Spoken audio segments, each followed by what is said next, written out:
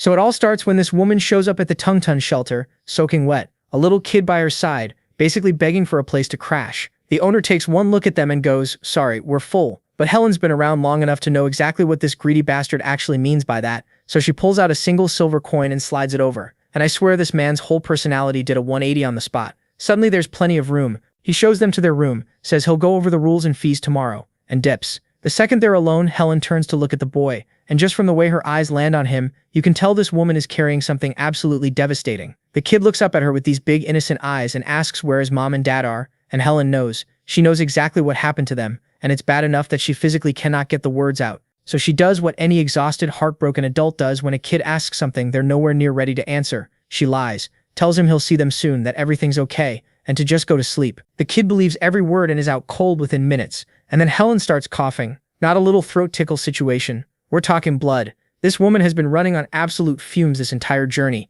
held together by sheer willpower, and now that the kid is safe and asleep, her body finally lets go. She looks at him one last time, whispers her goodbye, and that's it. Gone.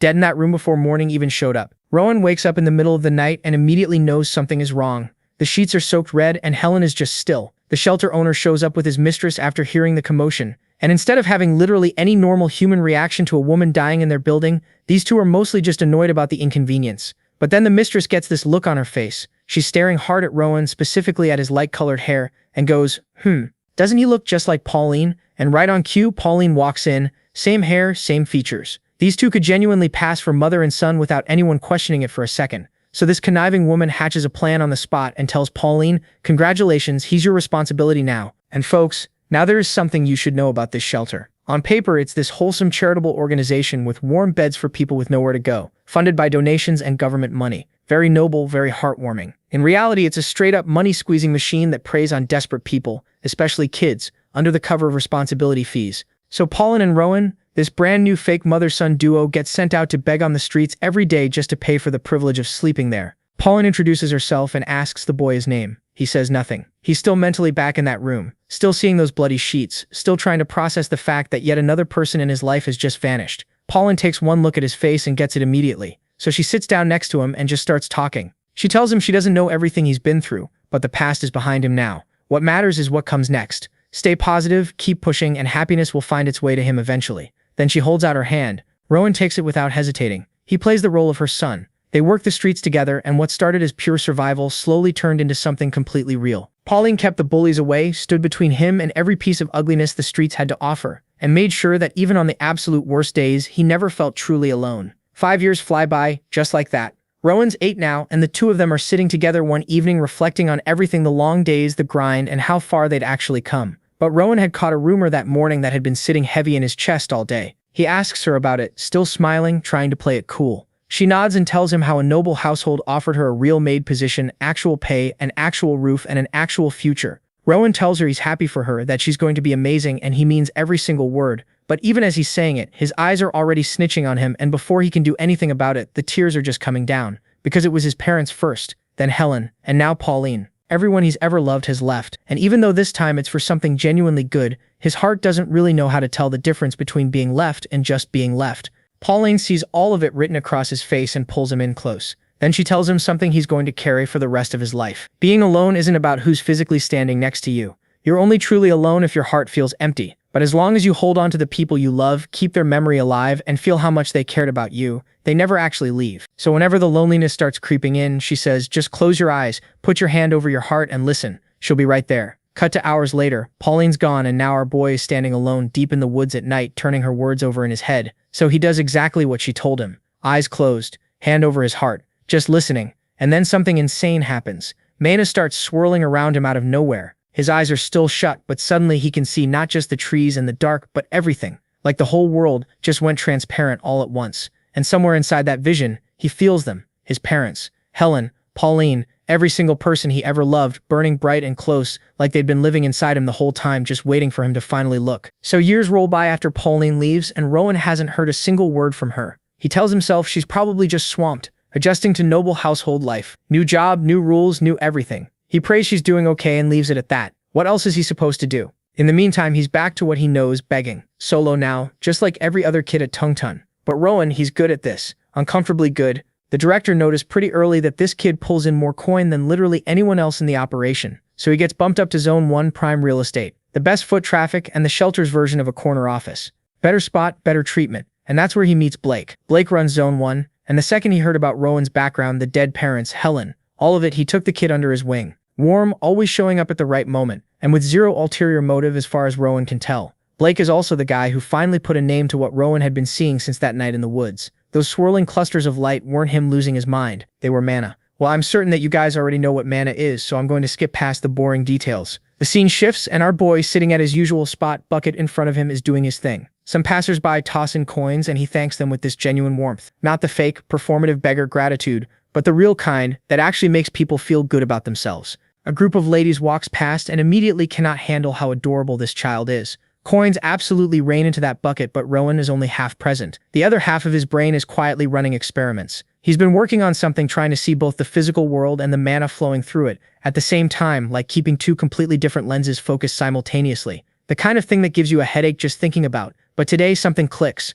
He manages it, both layers crystal clear at once. He lets himself have exactly one small smile about it, because it genuinely was hard. The downside hits immediately. The holding both views at once leaves him dizzy and drained. Baby steps. Blake swings by, clocks the absolutely overflowing bucket, and raises an eyebrow. Rowan deflects with the humble beggar routine. It's really everyone else's generosity, not me. Blake doesn't fully buy it, but appreciates the attitude. He drops a warning before leaving. Success breeds jealousy, so if anything feels off, anything at all, Rowan should come to him immediately. One last wave, and he's gone. Here's the thing though. Something has already felt off, and Rowan didn't say a single word about it. Yesterday he spotted two men in the crowd. Nothing remarkable about how they looked, but their mana, impossibly bright and clean, condensed to the same degree as Blake's, but somehow even more so. And they were watching him and then just vanished, not by walking away but by jumping clean over buildings, gone between one blink and the next. Rowan turns this over in his head. They didn't feel exactly threatening, but they definitely weren't random. He decides to keep both the sighting and his mana vision ability to himself for now. Information is basically the only leverage a homeless 8-year-old has. He's not giving it away for free. His bucket's full, so he packs up and heads back to base camp for a replacement. Routine walk. Should be nothing. Except halfway down the street, he sees them again. Not just two this time, several of them spread out, positioned in the shadows, and this time they're not hanging back, they're moving with him, closing distance, one behind him, one flanking his side, coordinated enough to make it crystal clear. This is not a coincidence. Rowan is 8 years old, completely alone, and being tailed by multiple highly capable mana users down a city street. His pulse kicks into overdrive, thoughts start fragmenting. All he has to do is make it to base camp. Just get there. The entrance is close. He just has to. And then he hears a familiar voice. Blake comes flying in. This man is moving at speeds that have no business being legal. Covering ground like physics is more of a loose suggestion to him. He scoops Rowan up without breaking stride, launches off the ground, and suddenly they're on a rooftop. Then the next one, then the next. The men below are keeping up because of course they are. So Blake cranks it up another gear and shouts at Rowan over the wind to hold on tight and critically not drop a single coin, because they need to eat tonight. Rowan doesn't respond. Blake glances down, expecting a completely terrified kid. Instead, Rowan has this totally vacant 1,000-yard stare going. Blake figures he's gone catatonic from fear, gets them back to the shelter, sets him down and talks him through it. You're safe, it's okay, go inside. Rowan walks inside. Blake watches, mildly confused, but Rowan wasn't frozen from fear at all. His brain had just detonated. The entire chase being thrown through the air, watching Blake move at full power had handed him something absolutely priceless. For the first time ever, he could see exactly how mana flows through a human body during movement. Not theoretically, visually. He watched it happen in real time, how condensed mana surges into the legs before a jump, how it floods the arms when strength is needed, and how many precise bursts it actually takes to clear a rooftop gap. He counted them, he cataloged every single one. So now, alone and safe inside, he decides to test whether he actually understood what he saw. He breathes in, draws the mana from the air, begins circulating it through his body, feeling where it flows naturally and where it pushes back. Then he starts to condense it, pulling it tight, getting it ready. And folks, this little boy wasn't supposed to try any of this yet, but this is how you know he's the real deal. So now that our boy got the basis down, it only makes sense that he's dying to try it out, but before he could do anything, all the other beggar kids started trickling back to the shelter, completely clueless about why they got called in. Then Rowan Sr. shows up and basically tells everyone to chill, nothing serious, just some zone leaders doing an inspection. Go wait in your rooms and stay quiet. But there's one exception, Rowan. Him specifically, they tell to pack his bags because he's getting relocated. So the quiet little dude follows his senior through the shelter, walking a few steps behind like he always does, when suddenly his senior stops to have a private conversation with this big guy. Rowan's too far away to hear anything, But then he gets this idea, what if he pushed his mana into his ears? So he tries it, and boom, it actually works. Crystal clear audio from across the room, like he just put in AirPods. Turns out they're talking about him. Apparently he's getting moved out of the dorms and into the main building. Even his own senior has no idea why, but his best guess is that the director just likes the kid. And honestly, can you blame him? Dude's apparently pretty good looking for a shelter boy. Plus, after everything that went down in Zone 1, with those sketchy guys tailing him, it makes sense to keep him somewhere safer. His senior thinks those men might have been from something called the Union. We don't know what that is yet, but the way they said it, it's clearly a big deal. Robert connects the dots immediately. Those were the guys following him earlier today. Then the big guy waves Rowan over, and they head deeper into the main building until they reach this woman named Amy standing at the front counter. The big guy basically goes, "This is your person now, say hi," and then dips. Cue the awkward silence. Amy breaks it by asking how old he is. Rowan says 10, then he also just casually drops that he can't read or write and never had the chance to learn. Amy's not even surprised, she just goes, "Yeah, figured you're from the dorms." She tells him starting tomorrow she's teaching him everything so he can call her teacher, or big sister, if they're being casual. Then she looks at him properly for the first time and goes, "Damn, you're actually really handsome for a dorm kid. Man, this is unfair. This little kid is rizzing up baddies left and right." Rowan, completely unbothered, just asks, "Why do I even need to learn to read?" Amy's a little annoyed he doesn't already know why he's there, but she explains it. Reading events are basically these fancy gatherings, sometimes hosted by authors, sometimes by nobles, where a kid reads aloud to a crowd of important people. It's a big deal in upper-class circles, and this time Rowan's going to be performing at one of the shelter's big patron events. If he does well, he might even get picked for a private reading. And private readings, that's basically the fast track to getting adopted. Sponsors pick their favorites that way. For a kid who literally cannot read at all right now though. Yeah, no pressure. After this whole info dump, Rowan just stands there and bro has no reaction. Amy genuinely doesn't know what to make of him, but she gives him a little pat on the head anyway, and tells him to follow her. She shows him his new room and introduces him to the other kids. And when she leaves, Rowan starts unpacking into his very own personal closet. Something he's never had in his life. Right then, one of the boys walks up looking at him like he just saw a unicorn, genuinely shocked that this dude came from the dorms, but fascinated too. He introduces himself as Theo and goes down the lineup. The blonde girl is Noah, the middle kid is Hayden, and the quiet girl off to the side is Lily. Theo gives him the welcome speech. No bullying here, no more begging on the streets. The kids in this room handle the library, organizing books, helping guests, and keeping things running. And now that Rowan's part of the crew, they're genuinely happy to have him. Later that night, Rowan's lying in bed and his brain just won't shut off. He keeps thinking about books, about how every single thing anyone could ever want to know is probably sitting somewhere in a book. He thinks about Pauline, who always said books were the best thing you could give a curious kid. Just thinking about her fills him with this quiet, deep gratitude. Cut to the library, Zone 1. Rowan's been grinding through his reading practice, and Amy tells him to bring over everything he read that day. He drops this massive stack of books on the table, and she starts writing down all the titles. Then she stops and looks up every single book on this list is a fairy tale. She tells him to move on to Zone 2, the adult section, and throws in some genuine praise for how fast he's picking this up. Rowan is hyped. Zone 2? Adult books? He's practically speed-walking over there. He starts browsing the shelves, and honestly, every book looks interesting. He wants to read all of them immediately. But then one title stops him cold. The Birth of the Grafton Kingdom in the Union. The Union. He's heard that word before from adults in hushed tones. He opens it up, and the first thing he sees is a full map of the continent. Apparently, a region called Grafton won some massive war a long time ago, and after that the whole world got restructured. One kingdom, 6 self-governing regions. Then to make sure no one ever went to war again, the king created this organization called the Union. Been running for over 200 years.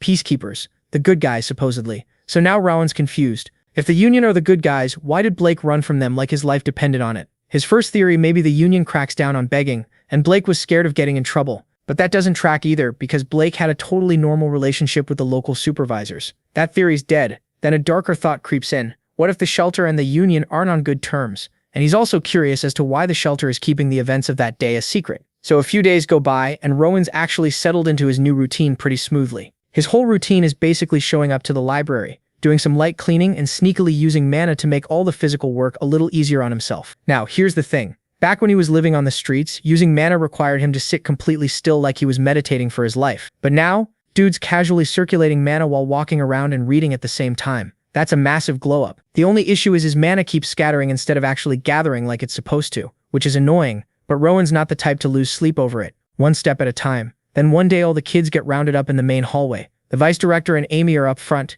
and without any small talk, the vice director starts reading off names for the next reading event. Theo, Lily, and Noah are all in. Cool. But when she hits Rowan's name, she actually pauses. Because let's be real, this kid just finished the fairy tale section, so putting him in front of important guests feels like a stretch. But then she actually looked at him and thought, okay, yeah, this boy is genuinely too pretty to leave in the back. His face alone would make the event look better. So instead of having him read, she told him he'd just be observing this time. Take in the atmosphere, learn the vibe. The kids who didn't make the cut at all were side-eyeing him hard, muttering about how it was unfair that the new guy who barely finished fairy tales got a spot just because of his face. Come event day, Rowan showed up in his nice clothes, and the whole room did a double take. Theo immediately hit him with a compliment. Rowan returned the favor, and then Amy walked him to his assigned seat. Once everyone was settled, there was a knock at the door and the VIP guests started filing in. And then one of those guests stopped dead in her tracks. She recognized him. This woman had seen Rowan before, back when he was out on the streets begging in the cold. Even then, she'd been completely taken by how striking he looked for a beggar kid.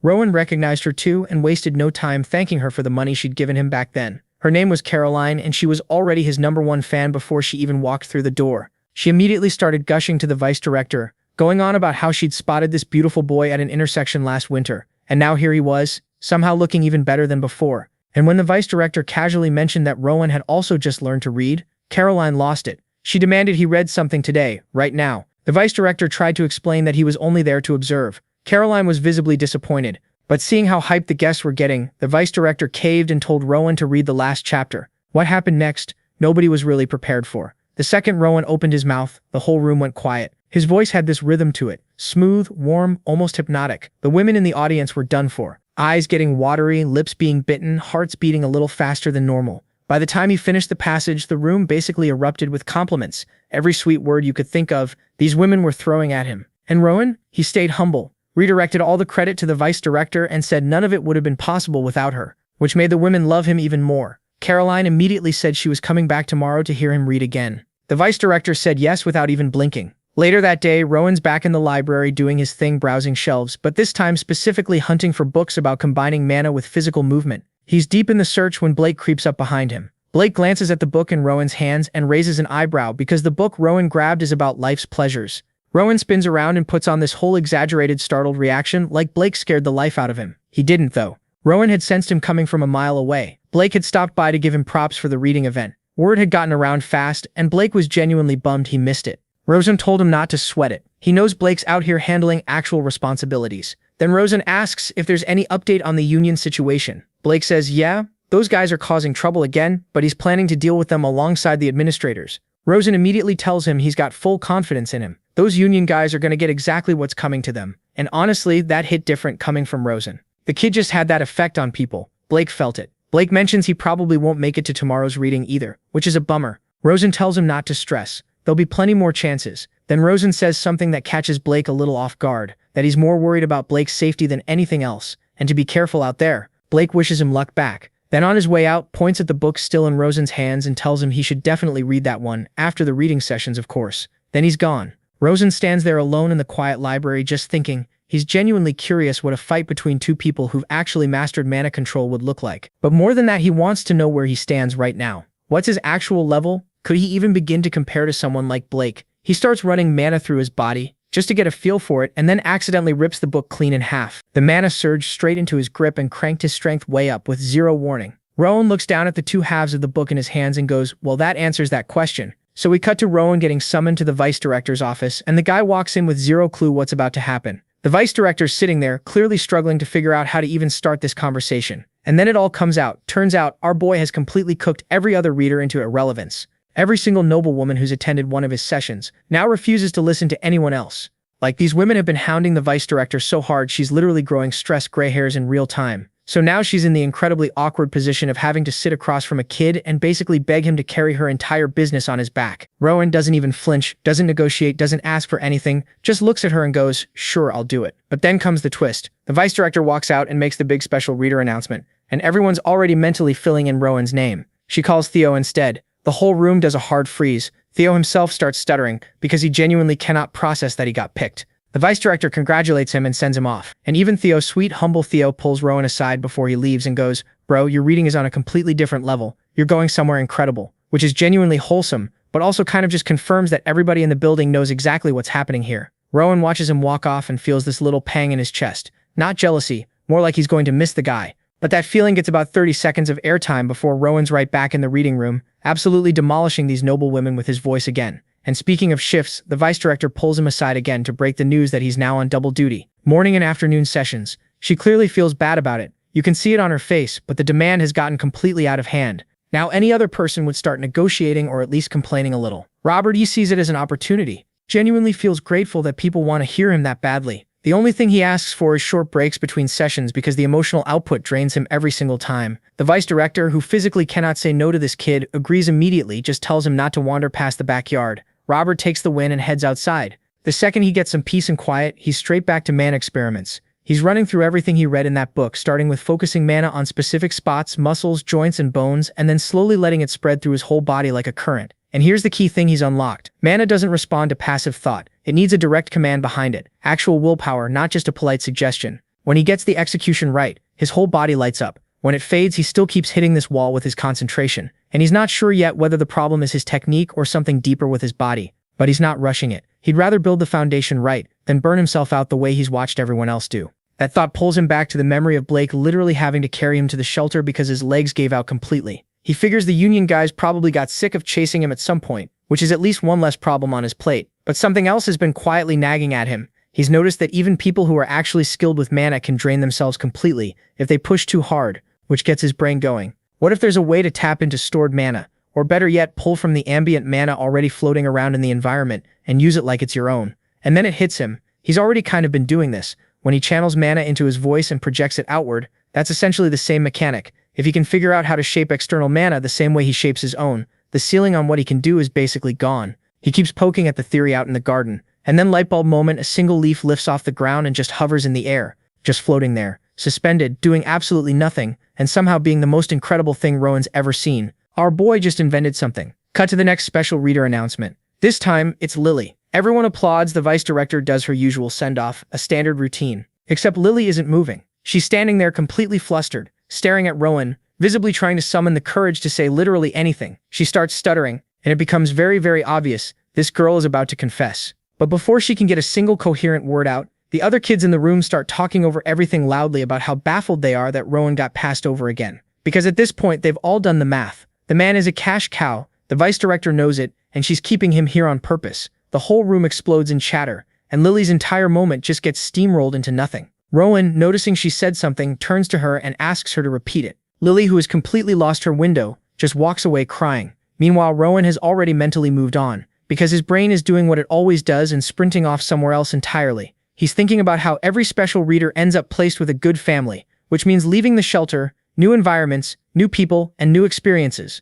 And more than anything, more exposure to the world, more chances to learn, more data on mana storage. The curiosity is genuinely eating at him now. The next day, at break time, he's back in the garden doing the leaf levitation again, and it's noticeably easier this time. Practice is working. Then completely out of nowhere, he picks up on a purple mana trail nearby and spots a man trying to slip onto the shelter grounds. Robert recognizes him. It's the big guy who first brought him to the main building way back when, and then the big guy just drops. His mana flickers out like a candle. Another man rushes over immediately, and the two of them start talking in urgent, hushed voices. Robert catches just enough to make out one word, Union. Before he can even begin to process what he just witnessed, someone quietly tells him to go back inside, act completely normal, and pretend he saw nothing. Robert walks back in, still half frozen, running through what just happened and coming up with absolutely no answers. Then things get stranger. The afternoon reading session gets canceled, and all the kids are told to go straight to their rooms. Everyone is confused, wondering what the hell is going on, before anyone could figure out anything. Amy came to find our boy and told him to pack his stuff because he's the special reader today. So we cut back to Rowan getting ready, and already something feels off. Amy's entire energy has done a complete 180. That warm, familiar vibe she usually has with him evaporated. She's cold, flat, and serious, and it's putting him on edge in a way he can't quite shake. He's also still turning over those two guys from earlier in his head, and the whole Union mention, and his gut is screaming that all of it is connected to why the afternoon session got canceled without so much as an explanation. He heads out and finds Amy already waiting, dressed up, ready to go, and with zero small talk. She glances at his outfit, and there's this tiny flicker across her face, like she almost said something, but then she just tells him to follow her and starts walking. Rowan asks if he's being taken to Caroline, which honestly would have been a best-case scenario. Amy doesn't answer, she just walks. Somehow that's worse than a no. They don't go anywhere, he recognizes. Instead, they head towards something called the Annex, a completely separate relief shelter, and the moment Rowan lays eyes on it, his whole body goes stiff. The place is dark, oppressive, and radiating pure bad vibes. And it's not just a feeling either. He can actually sense it. The mana inside that building is wrong. Everyone in there is carrying something heavy, something suspicious. The big guy escorts him in like time is a concern, and Rowan steals one last look at Amy's face before they step through the door, and he immediately senses that something is off. And yep, this place is sus as hell. Like no windows, darker than expected, and Rowan makes a quiet decision right then and there. He is not dropping his guard for a single second, and immediately uses his mana sense. Then he hears the vice director's voice somewhere deeper in the building. They walk him into this hall that looks less like a room and more like a ritual altar, and before he can even get a read on the situation, he's told to sit down and read. Rowan clocks the specific book they want him on, and then his eyes drift to the massive pit in the center of the room, this deep dark hole that descends way further down than it has any business doing. He stares at it, and then it hits him. That's not just a pit. That thing is absolutely loaded with mana, more than he's ever felt concentrated in one place. Dark mana. He starts reading anyway. Poetic, atmospheric, the kind of passage that perfectly matches the suffocating energy of the room. And as the words leave his mouth, he can feel it. The dark mana in the pit is responding, gathering, and pulling toward him. The emotion slams into him like a wave, uncontrollable, and his whole reading style shifts darker, without him even trying.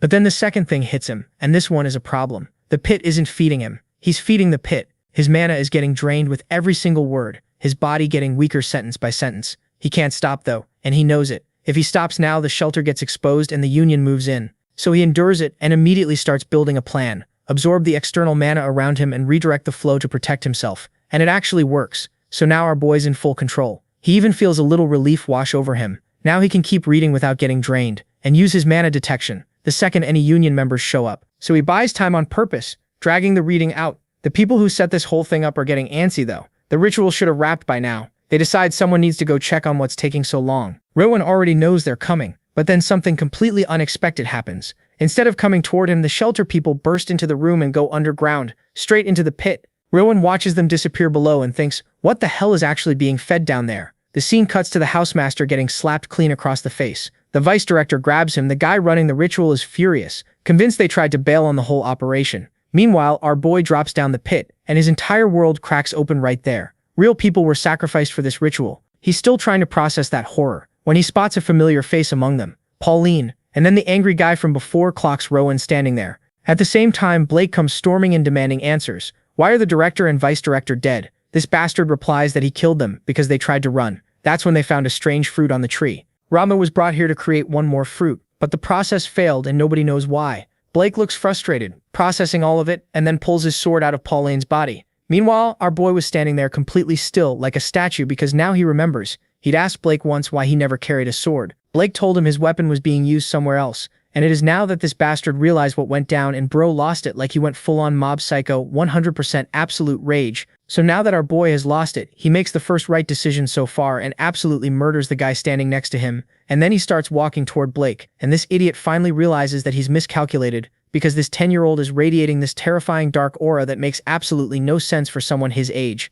Blake didn't even get to finish his little villain monologue before Rowan blitzed him with a speed and force that had no business coming from a child. But then the fight just stops for a second, because Rowan's attention snaps to the tree, the dead, horrible, cursed tree, and he just starts crying like he absolutely loses it. Then he pushes his own mana into the tree and dives into the memories trapped inside it, and what he sees is brutal. Terrified children, helpless people, all of them are gone, and then buried in all that horror, he sees something unexpected, an older version of himself, like a fully grown Ronan staring back at him. Before he can process any of that, the memory sequence cuts off. Ronan's yanked back out, left with more questions than answers, but something shifted inside him.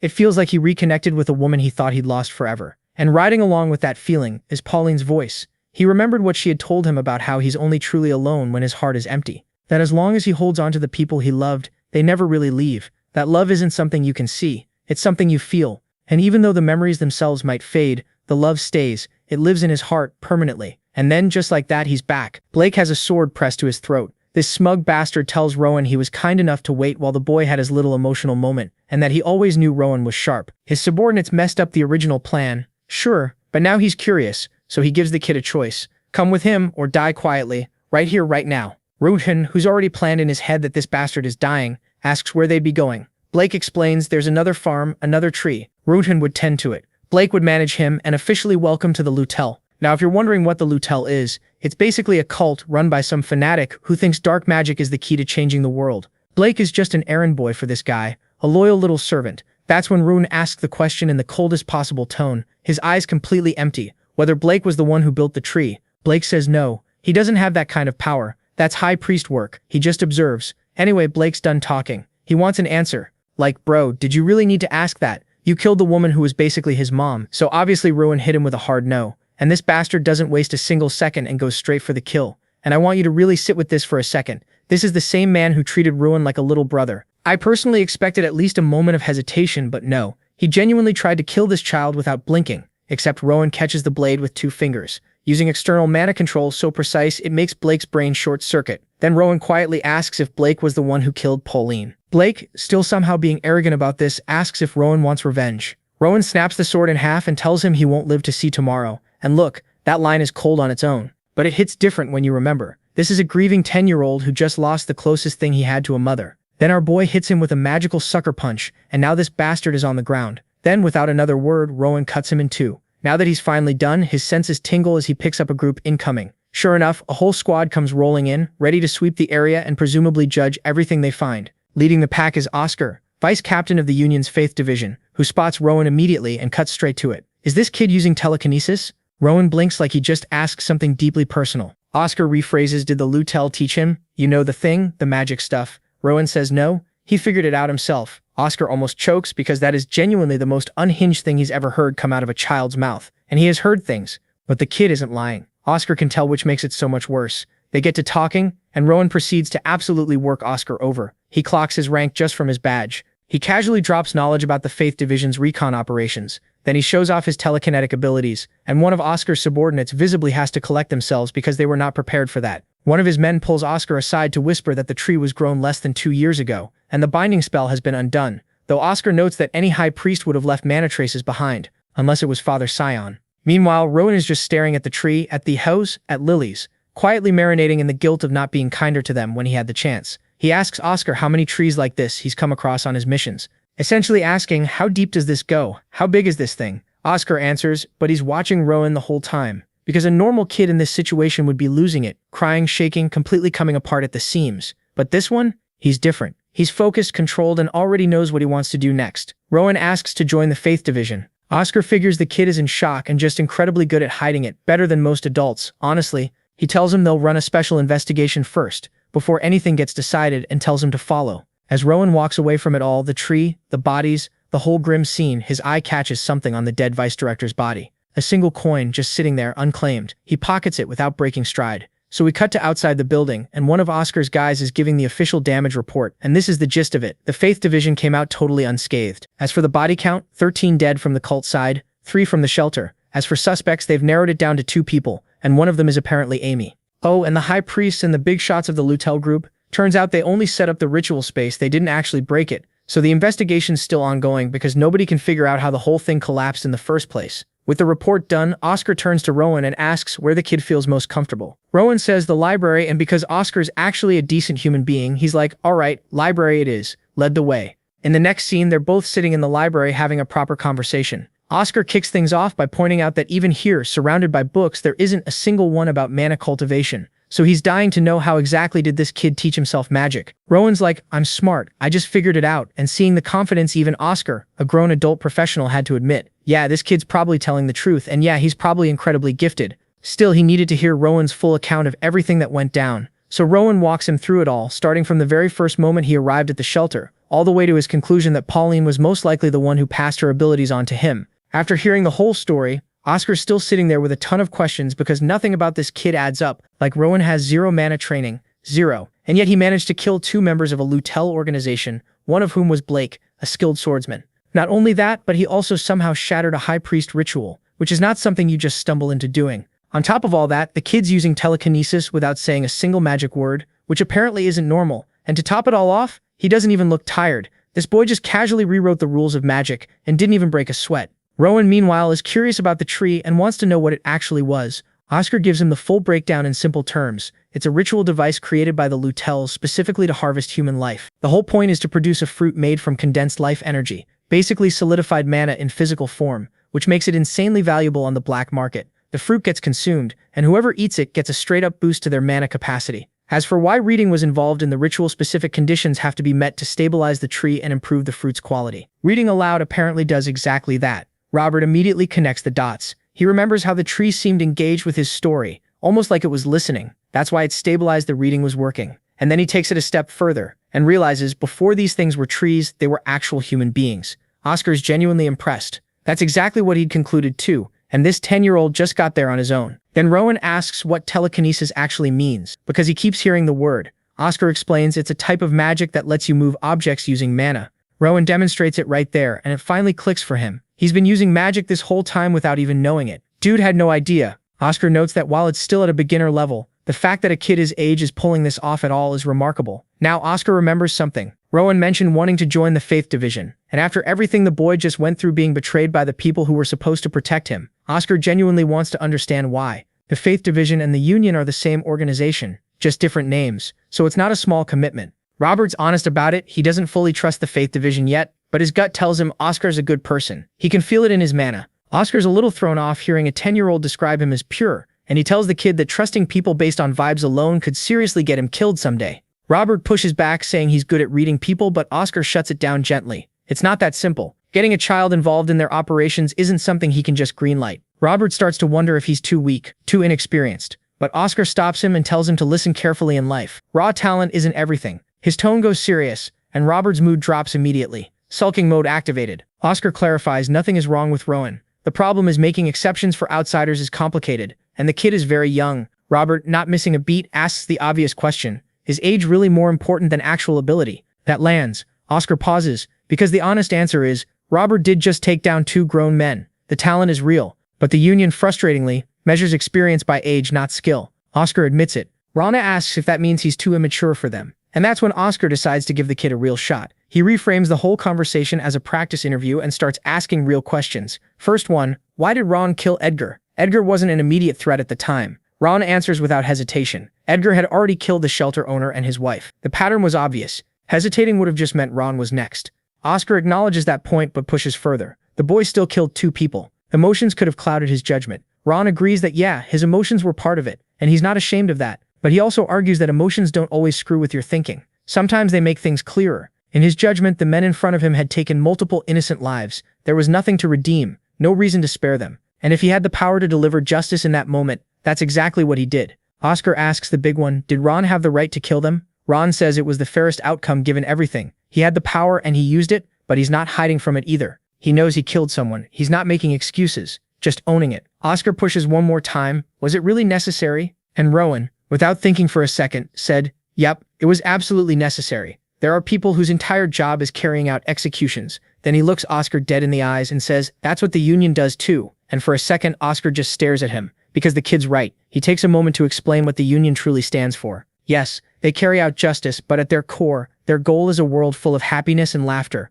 A world that's safe, peaceful, and stable for every generation that comes after. It's an impossible ideal. They know they'll never fully reach it. But it's the goal they chase regardless. That's the Union's real purpose. And the fact that Rowan at 10 years old somehow already gets that, Oscar's impressed. Genuinely, he tells Rowan about an organization called the Grave, a powerful, shadowy group threatening the entire kingdom. The cult they just dealt with is just one branch of it. The Union's first division has been working to dismantle the Grave piece by piece, and Oscar believes that with Rowan's help, they might actually be able to finish the job. Rowan's confused about where he fits in. So Oscar lays it out plainly. Rowan comes to the Union, proves himself, and earns his spot. Simple as that. Until then, Oscar just wants the kid to live up to his own potential. Meeting over at outside, Oscar addresses his team. He announces that the Tungtun Shelter's involvement in aiding the Grave has been confirmed and dealt with. The Union succeeded. The darkness in this area has been eliminated. The shelter will return to normal operations. Then he gives the signal, and the division starts to move out. Before he goes, Oscar calls over this 10-on-10 elf baddie Sienna. She walks in, and our boy is immediately surprised because she's radiating waves of blue mana like she's practically glowing. Oscar fills her in and tells her to get Rowan to the Union safely. Man, what mad luck this guy has makes grown men want to sell their soul, their grandmother, and their neighbor's cat just to swap places with a 10-year-old. Sienna introduces herself. Pillar of faith, 2-week journey, pack anything important, all business, tone sharp and practiced. Rowan has nothing to pack. She raises an eyebrow, gives him one last chance, then opens it up for questions like she's daring him to waste her time. Raud immediately asks about her race. Dark elf? Then because he has absolutely no filter, he blurts out that he expected dark elves to have a much darker aura because hers is bright. Radiant even. Sienna looks at him the way you look at something you can't quite categorize. She tells him it's probably his bloodline affecting his perception, and leaves it firmly at that. Oscar says his goodbyes, and in true Rauden fashion, the kid turns to the rest of the team and sincerely tells them to stay safe. The whole team goes quiet like it's not the sort of things these guys are used to. The scene shifts and Round and Sienna are setting up camp in the middle of nowhere. Then Sienna pulls out this little handcrafted sheath she's been working on in the background and hands it over to our boy. Round gets so emotional he immediately goes into full respectful mode, addressing her like she's actual royalty or something. Sienna's like, yeah, no, cut that out. But calling her big sister felt weird too, so after thinking for a second, Round just settles on Sienna since they're going to be working together anyway. It's such an awkward, wholesome solution that Sienna has to literally turn around to hide how much it got to her. A dark elf assassin getting flustered by a kid? Then Rowan starts messing around with his telekinesis, making his broken blade spin in the air, and Sienna's just watching like, what the hell even is this power? Rowan mentions the vice captain called it telekinetic magic, and Sienna's like, yeah, sure, the closest thing we've got, but honestly that word doesn't really do it justice. Rowan's confused, so she breaks it down. His magic is legitimately one of a kind. Most mages need to chant spells, draw magic circles, and do the whole song and dance just to touch mana. This kid, he just does it. No instructions, no training wheels, nothing. She tells him that kind of raw mana control is something only the ancient elves had, the OG elves from before the race split into dark elves, high elves, and all that. Then she looks him dead in the eyes and tells him just from his eye color alone she knows his parents were absolutely not normal people. That one hits different. Rowan goes quiet, thinking about them. The next day they show up to the Union, and bro, this place is not what Rowan expected. It's basically an entire city. Sienna's giving him the grand tour, explaining there's a residential district and a commercial district, but the real flex isn't the buildings, it's the people. Every single race on the continent comes here. The strongest warriors and mages in the world have literally set up shop here specifically to protect regular people from psychos like the Grave. That's why they call it the sword and book of the continent. It's got the muscle and the brains. Raman's absorbing all of this like a sponge, eyes wide, mentally filing everything away. Then they get intercepted. This dude named Lazarus, director of the Union's management department, shows up and immediately locks onto Raman, and immediately he pulls him aside for a private chat, and they end up in this room that is aggressively bright, almost suspiciously so. Raman mentally flags that immediately because this kid notices everything. Now Raman already knows this place is where all the heavy hitters gather, but what really tips him off about Lazarus is his aura. It's not flashy or intimidating, it's perfectly controlled. Not a single drop wasted, and somehow that's way more impressive than any big showy display. Raman starts quietly calculating just how strong this guy actually is. Then Lazarus does something unexpected. He politely asks for Rowan's hand and holds it with both of his, and the second he does, Rowan feels it. This man is doing the exact same mana control thing Rowan does, except on a completely different level. Like if Rowan's been drawing stick figures, this guy's out here painting the damn Sistine Chapel. Instead of being scared, Rowan's hyped. He didn't know other people could do this. He didn't know it could even go this far. Man's practically vibrating with excitement. Then Lazarus's eyes slide over to the coin hanging off Rowan, the one he took from the deputy director. Before the man can even ask, Rowan sets the record straight. He didn't steal it. It was his grandma's. He just took back what was already his. Lazarus asks to see the emblem on it, and here's where shit gets interesting. He asks nicely, but Rowan's body just straight up doesn't move. He tries to pull his hand back, Catan. Tries to shift his weight, Catan. Lazarus has basically stitched their mana together, locking him in place without making a single aggressive move. It's the most polite prison cell Rowan's ever been in. So Rowan thinks it through in real time. If he can handle the gravity pressure and the mana pressure at the same time, maybe he can slip out. He tries it, and he actually pulls it off. Lazarus looks genuinely impressed, but Rowan's already annoyed with himself because all he really did was copy the director's own technique back at him. Nothing original, except Lazarus noticed that too, and he's even more impressed because of it. Lazarus examines the emblem, and for the first time, his perfect mana control flickers. Just for a split second, Rowan catches it instantly. The director thanks him genuinely, not just out of politeness for showing him something he'd been wondering about for a long time. Rowan, still curious, just straight up asks, "Are you the strongest person in the Union?" Lazarus laughs and waves it off, calling himself just an old raccoon helping the next generation. Rowan takes that completely literally and misses the joke entirely, which is very on brand for him. But Lazarus answers honestly, the 17 captains are terrifying. The commander above them is on another level entirely. And then there's the governor and top brass above even that. Compared to those people, yeah, the raccoon checks out. Ronan asks if he can come back with more questions sometime. Lazarus tells him, sure, just book an appointment. As they wrap up, Ronan mentally files Lazarus under two categories, good and strong. High praise coming from this kid. He walks out feeling solid, like coming to the Union was the right move, and then he sees his new home, the Union Academy. Sienna explains it's where Union members send their kids when they're away on long missions, which basically makes it a school full of kids who grew up in this life. It's not specialized. It covers swordsmanship, magic, martial arts, all of it. Building students up from the ground up. The idea is 5 years here could turn Ronan into something genuinely terrifying. The second she mentions school, something in Ronan just lights up. Cut to the next day, and our boy's looking fresh in his new uniform, dripped out and ready to learn. He asks the woman if she's a teacher, and she's like, oh shit, I forgot to introduce myself properly. It turns out she's Daphne, the head of academic affairs and a language teacher. Basically, she's kind of a big deal. She hands him the first-year class schedule with a list of elective subjects he can pick from. And bro, the options are stacked: mana manipulation, swordsmanship, astronomy, all kinds of cool shit. Our boy looks at this menu of knowledge, and his eyes light up. So what does he do? He checks every single box. When Daphne gets the paper back, her jaw hits the floor. She's like, "Kid, are you insane? This workload would break most students. If you fail even one of these classes, you're cooked."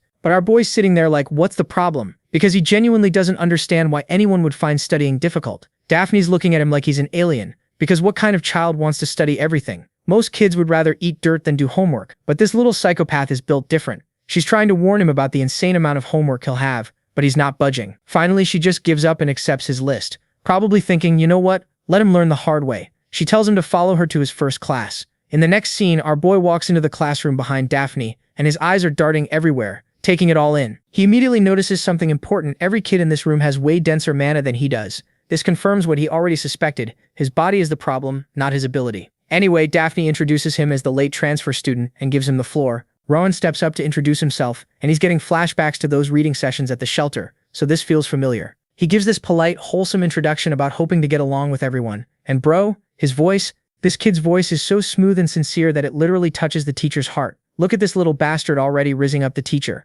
Once our boy takes his seat, the class begins. Daphne tells everyone to turn to page 24 and asks Rowan to read, since she knows he learned how back at the shelter. He opens the book and immediately recognizes it. It's the same damn book Amy used to test him with. His mind flashes back to the shelter where he was reading beautifully with this elegant-ass tone that had everyone mesmerized, but now he's feeling some type of way because Amy, the girl who taught him, turned out to be part of the Lutul group that betrayed him. Still, our boy's mature for his age. He's thinking maybe he should give her a chance to explain herself because he doesn't actually know her side of the story yet. In his head, he's like, people are way more complicated than textbooks, which is some deep shit for a kid to be thinking. By the time he finishes reading the passage, the entire class erupts in applause. Even the teacher is gushing about how talented he is, praising the school for snagging such a gifted student. After class, some kids come up to him like, yo, you're insane. Daphne never gets impressed by students, but you had her shook. Our boy's collecting fans left and right, but then this short-haired girl with green eyes approaches him. The moment he sees her, something clicks. He recognizes her from that vision he had earlier. She introduces herself as Sophie Paulbel, the class president and student representative. They shake hands and she asks what elective he picked. He mentions swordsmanship, and she notices he only has a tiny dagger on him. So she's like, oh, are you trying to join the union? Rowan's confused because he literally just wanted to study everything. He wasn't thinking about the union at all. But now he's curious, so he asks if you need swordsmanship to join. Sophie gives him this weird look like, bro, are you serious right now? Which makes him wonder if he just said something dumb. In the next scene, all the students show up at the training grounds where the instructor is waiting. Suddenly, everyone just bolts toward the instructor, and our boy's standing there like, what the hell? They yell back at him, we're going ahead. But that's not even the wild part. The wild part is that they're all using mana to boost their speed. Rowan's eyes light up because now he gets it. Oh, we're doing this? But he activates his own mana and zooms past every single student despite starting way behind them. Even Sophie is watching this shit unfold like, this kid is not normal. She can tell his speed is unnatural because he's making it look too easy. Meanwhile, our boy doesn't care about the race or winning it. He's having the time of his life, laughing and challenging everyone to catch him. All this commotion caught the instructor's eyes. He turns around and sees this tiny kid is flying across the training ground, and he's thinking, I need to keep an eye on this one. A few moments later, the race ends. Everyone's gasping for air, cursing whoever thought this was a good idea. Meanwhile, our boy's chilling. They all gather for assembly, and Rowan's just happy he found people who can use mana like him. Meanwhile, Sophie's having an existential crisis, thinking, is this kid even human? The way he accelerated, the way he lapped everyone, and the fact that he's not even tired? She's convinced he might be a demon. Rowan notices her staring and cheerfully asks, did you enjoy the race? Sophie's internally screaming, like, this little demon just dunked on all of us and has the audacity to ask if we had fun. After everyone catches their breath, the instructor finally introduces himself as Diego Sanchez, a swordsmanship master and their teacher for this class. Our boy's hyped as hell to learn from this guy. Diego tells everyone to grab a wooden sword, and you can see the pain on these kids' faces because they're still exhausted from that death race earlier. But here's the thing, Rowan's just standing there frozen. Diego's like, kid, move your ass. But our boy's hesitating, looking at that wooden sword like it's about to bite him. He's having PTSD flashbacks of Blake, and Diego immediately picks up on it. The instructor can see the fear in his eyes, so he drops some wisdom on him. Look, a sword can be dangerous, sure, but at the end of the day, it's just a tool. The sword doesn't have intentions. It reveals the character of the person holding it. That's why you need to face this fear, and damn, that actually hit different for our boy. He has this realization moment, like, wait, if Blake had beaten my ass with a staff instead, would I be scared of staffs right now? He figures out that swords aren't the problem, the person wielding them is, so he walks up and grabs the blade, thinking to himself that he doesn't need to become some legendary swordmaster, but he also shouldn't be running away from this shit. Diego watches him pick up the sword and immediately notices two things. The kid has natural talent in how he holds it, but he's lacking in willpower. The instructor announces they're doing sparring matches in pairs, and any fighting method is cool as long as you beat your opponent. Then Diego drops the bomb. Rowan's paired up with Sophie. Both of them are like, wait, what? And the other kids are already placing bets, saying Sophie's going to destroy him because she comes from a prestigious sword family and has actual training. The teacher gives them the signal to get ready, and the match begins. Sophie takes this wide stance with her sword, looking all professional and shit, eyeing our boy down like a hawk. Rowan's standing there thinking, huh,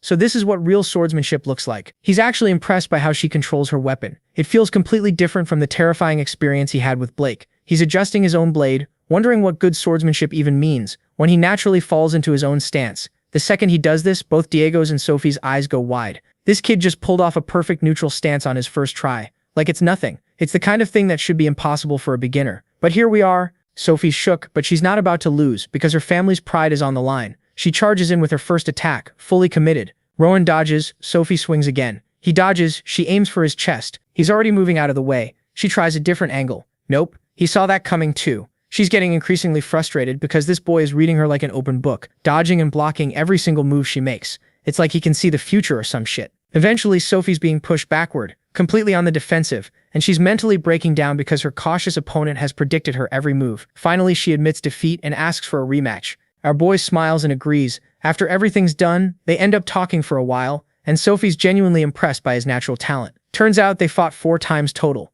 and they split it 2-2. Sophie's actually excited now, thinking she finally found someone worth sparring with regularly. The other students are hyped because the next class is magic, which means they can finally sit down and rest. But Rowan's confused, asking, isn't this supposed to be one of the most important classes for joining the union? Everyone just stares at him like he grew a second head. One kid's like, bro, our teacher is so far above our level that it's basically impossible to learn anything from him. Rowan's like, I mean, learning magic is hard, but how bad can the teacher be? At this point, the other students are realizing this kid knows nothing about common knowledge. They explain that the guy teaching them basic magic is a former commander and the magic dean of the academy, the legendary Professor Arthur himself. Cut to a few moments later, and magic class is now in session. Professor Arthur walks in, and Sophie starts whispering to Rowan about how this guy used to be a legendary commander back in the day. Basically the Chuck Norris of magic. Our boy's analyzing the professor's mana and realizes it's even denser than the director's. At this point, Rowan's wondering, who the hell is the strongest person in the union? And more importantly, can I challenge them to an arm wrestling match? Arthur notices the new kid and introduces himself as the basic magic teacher, but he's also quick to add that most students find his class annoying as hell. But Rowan's sitting there with stars in his eyes because he genuinely wants to become a mage and join the union. This makes the old professor's day. He's praising our boy's spirit, but also told him, you know, pursuing magic means you're basically abandoning the path of swordsmanship, right? And that's when it clicks for Rowan. That's why his classmates gave him weird looks earlier. So he asks why that's the case, and Arthur tells Sophie to explain. She breaks it down. To master magic, you need to learn an insane amount of knowledge, and that shit takes a massive toll on your body and mind. Even if you're gifted, you won't be recognized as a real mage without at least 10 years of training. Arthur confirms this and adds that it's already hard enough to become a union member after graduation. But here's the kicker. Being a first-class mage isn't even good enough to become an active member. You need to reach at least second class. After hearing all this, our boy's a little disappointed, but then he goes, all right, bet I'll reach third class before I graduate. Everyone's jaws drop because this kid clearly has no idea what the fuck third-class magic even means yet. Arthur's trying not to laugh as he writes on the board, explaining that swordsmanship is the union's main focus, while magic is for pursuing knowledge and wisdom. Then he draws this super complex formula for creating a basic fire arrow spell. But something's off about it, and our boy notices immediately, because he's seen this exact formula before back at the ritual pit. Arthur's impressed, explaining that most students wouldn't catch the error because it looks so complicated. He mentions that while a fire arrow is considered basic, the more advanced spells are exponentially harder. Then he demonstrates the spell, creating this beautiful fire arrow in front of everyone. But Rowan notices something strange. The arrow looks unstable, like it's about to fizzle out any second. Kind of like my motivation on a Sunday evening. Arthur explains that magic formulas need to be perfect. Even one tiny mistake after using all that mana can destroy the entire spell. Then he carefully adds one final component to the formula, and boom, the arrow suddenly becomes way larger and more powerful. Everyone's mesmerized by the display, probably thinking, damn, that's hot. Because it literally is, it's fire. Arthur drops more knowledge. Mages have to memorize these formulas and make sure they're flawless every time. Adjusting a spell requires insane patience and skill. Like turning a fire arrow into a fireball uses more mana and puts extra strain on your mind and body. On top of that, magic has way more limitations compared to swordsmanship. Sophie chimes in, explaining that channeling mana directly into a weapon is usually easier and more efficient than casting complex spells. The instructor adds that using mana is extremely draining, so a mage's power depends entirely on their personal mana reserves. Rowan's connecting the dots now. He understands that a mage's abilities are limited by the size of their mana pool, and if that's true, then his naturally low mana is going to be a massive problem. Still, he's thinking maybe if he studies the principles hard enough, he can find some kind of workaround, even though it seems like a long shot. Professor Arthur tests him with a question, asking what's needed to cast a spell. Rowan correctly answers that you need a formula, but then he adds that these formulas would be impossible for mages to remember mid-battle.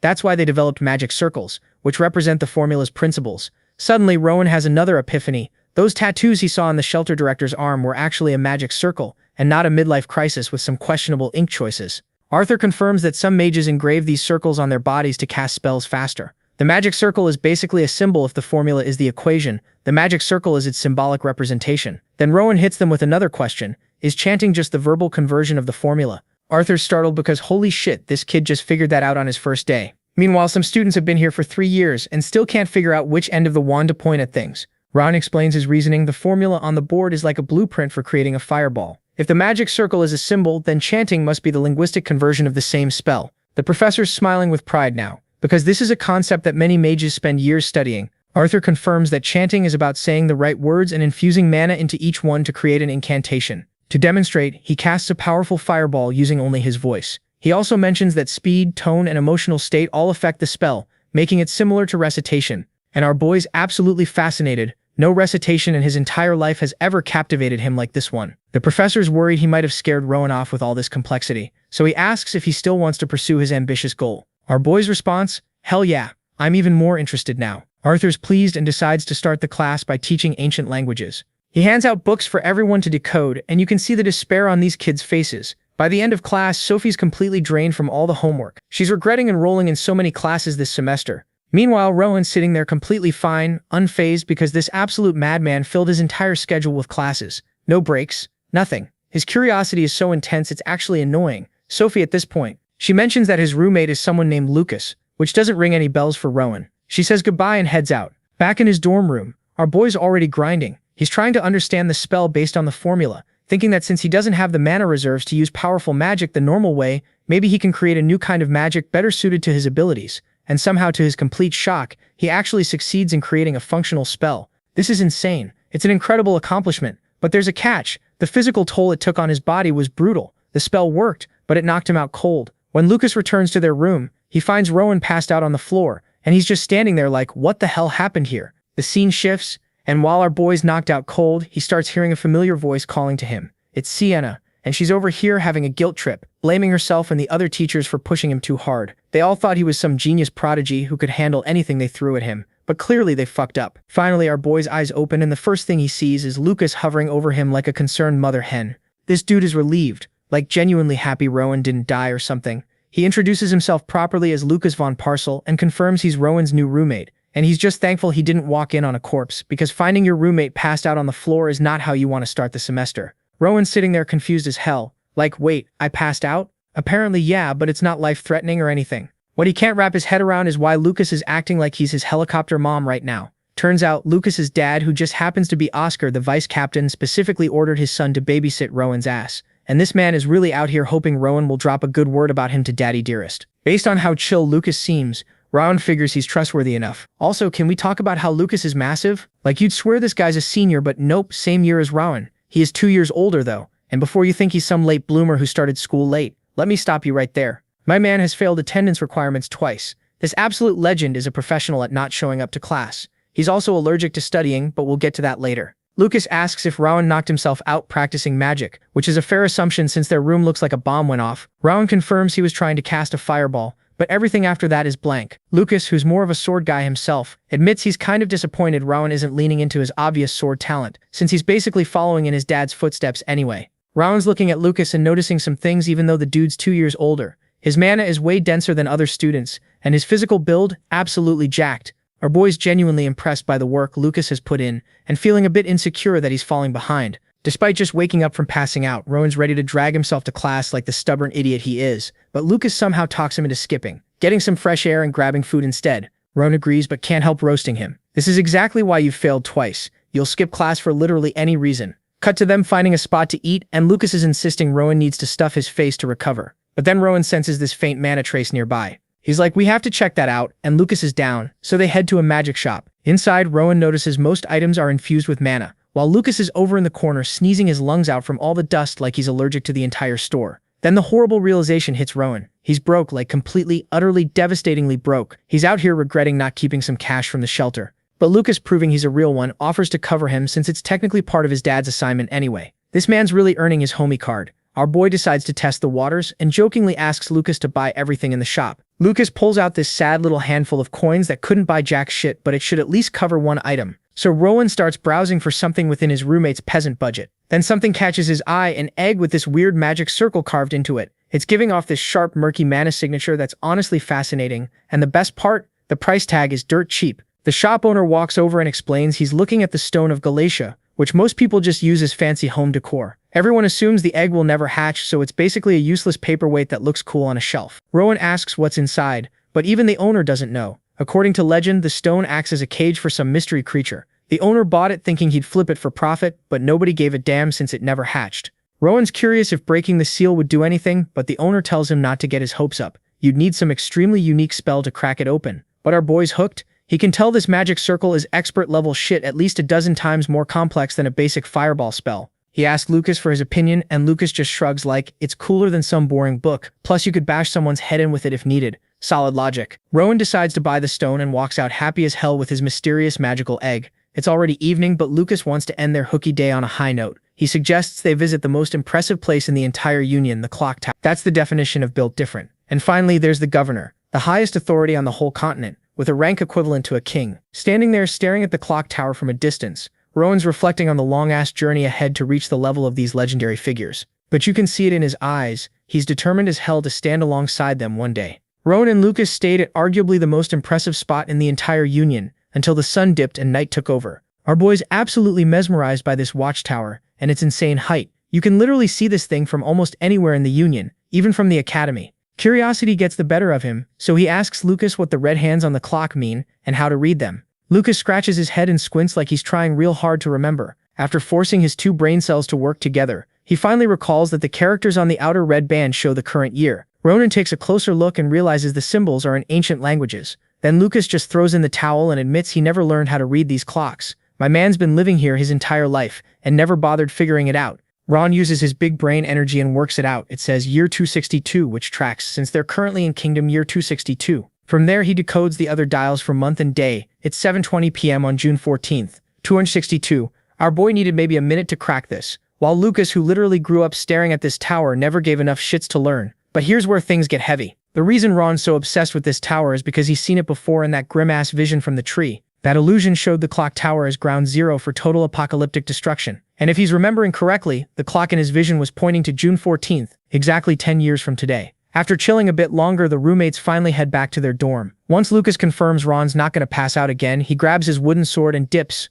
This dude may skip every class known to man, but he never misses training. If he skips even one day of physical work, he feels his body getting sluggish. Just like that, our boy's left alone with his spiraling thoughts. That apocalyptic vision the mysterious tree showed him is impossible to shake off. There's a strong possibility it wasn't just some random nightmare. It could have been a legit precognitive dream showing him the actual future. And if that's true, he needs to change it. To sort through his thoughts, Robin closes his eyes and enters his mind palace. First step, collect as much information as possible from the memories stored in his brain. With his perfect recall ability, he reviews the snapshots of the clock tower he saw earlier, reconstructing every tiny detail with perfect accuracy like he's building a 3D model in his head. Once he's satisfied, he moves to the next step, filling in gaps and blind spots in chronological order. Robin identifies specific things that appeared in the past that would later cause deaths in the possible future he witnessed. Buildings, roofs, structures, everything's accounted for. He recalls seeing a corpse of someone who died from a collapsed roof. Our boy's meticulously overlapping what he knows of reality with his dark vision, carefully stitching together what happens in each scene like some detective from hell. After filtering everything down to the most critical details, he pulls up the memory of that truly dreadful illusion. He recreates the scene the tree shared with him and enhances areas where he can add more detail. For a moment, he hesitates. He doesn't want to replay that sorrowful nightmare again, but then he remembers more. The bodies on the ground, they looked like his friends. Sophie, Lucas, and Sienna were all there, lifeless and slightly older. That's the kind of future he absolutely refuses to accept. It puts into perspective just how weak and pathetic he is now, and what a complete failure he'll become if he doesn't change shit. He wants to know what rank he managed to reach in that vision, so he searches through the mountains of data in his mind. After digging through everything, he finds that single lingering scene showing his future self. From the vision's default angle, his rank badge isn't visible. But Rowan's not giving up that easily. His analytical mind develops a method to actually change the viewing angle of the memory, which requires him to dive much deeper into the shared vision of the burning Union. After confirming all the details are locked in, he proceeds, turning his full attention to the image of his supposed future self. He focuses on future him's chest to see the rank badge clearly, and then he sees something absolutely horrifying. Young Rowan feels his blood run ice cold. It's difficult to make out at first, but his future self looks bloodied and beaten where his rank badge should be. His chest is a massive gaping wound, exposing his insides like some gore scene. Turns out his friends aren't the only ones destined for a terrible fate. Rowan himself is going to die a gruesome-ass death. After forcing himself through that traumatic mindfuck, he withdraws. He pulls his consciousness back out of the nightmarish vision and slowly opens his eyes, sitting there alone with his soul crushed and thoughts racing. He wonders if the vision was meant to be some kind of warning from the tree. The fall of the Union means the death of the kingdom and the continent. It would be the literal end of the world and complete extinction of humanity. As far as he understands, the tree is a creation of black magic made from human mana, molded by sacrificial victims caught between life and death. Besides all the horrible scenes, there was also this mysterious hooded figure present in the vision. Maybe that person holds the key to understanding everything. Rowan maintains a healthy dose of skepticism about whether what he witnessed is legit, but to make sure that nightmare scene doesn't happen, he needs to create a different future using the scraps of information he has. The most effective method? Start by changing himself. Since his future looked absolutely bleak, his rank was a lost cause, and he was wearing the Union's black suit. So maybe not becoming a Union member could butterfly affect the timeline enough. Perhaps he could take an official role in the management bureau instead, since they wear red suits. Or, and here's the crazy option, he could do the unprecedented and aim for the white suit that only the commander wears, achieving it before the vision comes true in 10 years. The next day, the roommates get ready for class after their little hooky adventure. Lucas reminds Ron that Professor Daphne asked him to swing by the faculty office before class. After delivering the message, Lucas cheerfully heads toward campus by himself, probably ready to skip again later. Ron's left standing there wondering why the hell Professor Daphne would want to meet with him privately. Can't be good news, right? So our boy throws on his uniform and marches straight to the faculty office, where Professor Daphne hits him with that concerned mom energy, asking how he's doing after yesterday's little health incident. Turns out Lucas informed her, and she was cool enough to mark it down as medical leave, so Ron wouldn't get screwed over academically. She's looking at his schedule like he's insane, telling him he's taken way too many elective classes and basically begging him to drop some before he burns out again. But Rowan, nah, he's not budging. Man's keeping every single class. In fact, he's hyped as hell for the ones he hasn't even attended yet. Professor Daphne's over here feeling guilty, thinking she caused his collapse, but our boy just smiles and reassures her it'll never happen again. She gives him one last please, reach out if you need help speech, and he thanks her with maximum sincerity, before heading to his first class. Here's the thing these days, Rowan's mana cultivation is so natural, he does it like breathing. Training doesn't even take that much time anymore. But what really matters, our boy has found a new mission. He wants to turn all his homies into absolute powerhouses. The second he walks into the classroom, everyone whips their heads around to stare at him with that "Bro, are you okay?" concern plastered on their faces. They'd all heard about the incident and were genuinely worried. Rowan's touched by this, and it just makes him more determined to help them level up. His logic? If he can get all of them to reach god-tier power levels, maybe just maybe they'll all survive that apocalyptic future he knows is coming. So Rowan clears his throat and asks for everyone's attention, because he needs a favor from the entire class. First, he calls out Isidore, Marissa, Leon, and all the magic nerds who wouldn't touch a sword if their lives depended on it. Then he addresses Flora, Sebastian, Lucas, and the Sword Bros, who've literally never stepped foot in a magic lecture. All the students are low-key emotional that the Academy's new golden boy remembered every single one of their names, like, these are literal background characters, and he still knows who they are. Sophie, nosy as always, jumps in asking why he's bringing this up out of nowhere. Rowan explains he wants everyone to take both courses, magic and swordsmanship. He's worried he might be asking too much. But here's where it gets funny. The female students are already sold. Our boy's got that protagonist charm cranked to 100,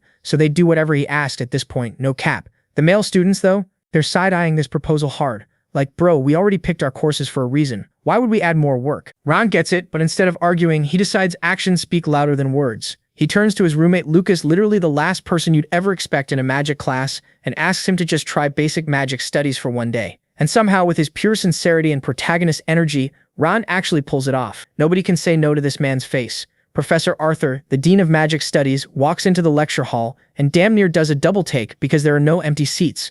He'd heard the rumors about Ron convincing everyone to show up, and honestly, man's feeling pumped, seeing a completely packed lecture hall for once, all thanks to our boy. Ron just wants to prove to everyone that magic isn't some mysterious, impossible thing. Hearing him talk about magic with such genuine hype, Professor Arthur gets curious and asks what Ron plans to demonstrate. Our boy asks permission to use the teaching platform real quick. The professor laughs and warmly invites him to the front, because why not? Lucas is sitting in the audience next to Sophie, not knowing if he should be embarrassed or proud that his roommate has absolutely zero fear. Meanwhile, while Rowan's getting ready to do his thing, there's a whole different scene unfolding outside the lecture hall. Some big shot from the Union showed up to a first-year class this early in the morning. Professor Daphne immediately clocks that it's probably about Rowan. Director Lazarus admits, yeah, the boy's one reason, but monitoring the school is technically part of his job anyway. On top of the two Union officers, Miss Sienna Runner also rolled up because it's her day off. Though day off is generous, Vice Captain Oscar still gave her a task to handle. But here's the really interesting part. Mr. Diego Sanchez left his precious swordsmanship training grounds to attend a magic class. Apparently, he heard his top freshman swordsman enrolled in magic today, and wanted to see what all the hype was about. Next to him is the principal himself, who basically just tagged along to keep Director Lazarus company. Professor Daphne looks at this lineup of Academy and Union VIPs and tells them they cannot disrupt the class under any circumstances. They're here to observe quietly. The second she carefully cracks open the lecture hall door, she's immediately smacked in the face by intense heat. There's a straight-up crimson flame floating in the air, eating up all the oxygen in the room. But in complete contrast to this destructive-ass fire, the kid who made it looks calm as hell. Rowan's standing there looking like pure joy and wonder, personified. Professor Arthur's thrown up a magical barrier to protect the other students, while our boy's casually flexing with a perfect fireball. And it doesn't matter how talented a student is, the fireball spell isn't something someone Rowan's age should even be attempting.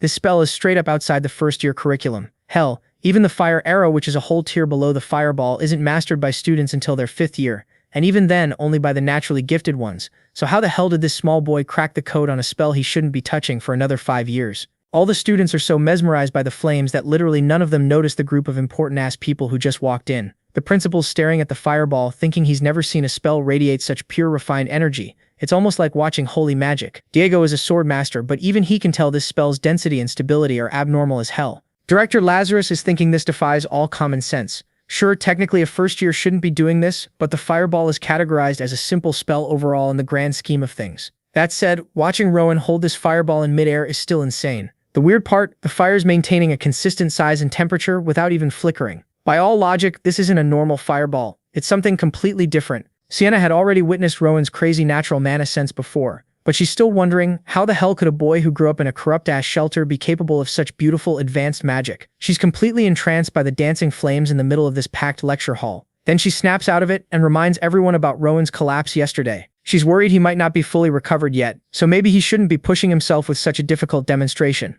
Perhaps someone should step in and tell him to chill. But none of the adults want to interrupt. They're all too captivated by what they're watching. But honestly, nobody needs to stress, because my man's got complete control. He's pumping a constant stream of mana into this thing, using his own custom technique. For him, keeping that mana flow smooth and steady is way more important than making the biggest boom possible. He doesn't want this flame turning into a nuclear disaster if the mana gets wonky. But this is Rowan we're talking about, so obviously that wasn't going to happen. And while he's casually maintaining what could literally be a death ball, he's actually way more interested in the crazy strong barrier Professor Arthur just threw up to protect everyone. Rowan can tell there's some overlap between how the barrier works and that creepy endless void from the ritual. They look kinda similar but do completely different things. His brain starts going down rabbit holes like, yo, what would happen if I just yeeted this fireball straight into the barrier? Intrusive thoughts hitting different. But instead of testing that theory and potentially turning everyone into crispy nuggets, he compliments Professor Arthur and casually asks what his defensive spell is called. The old professor straight up blanks because he's in complete shock. Like, maintaining a spell this long takes insane focus,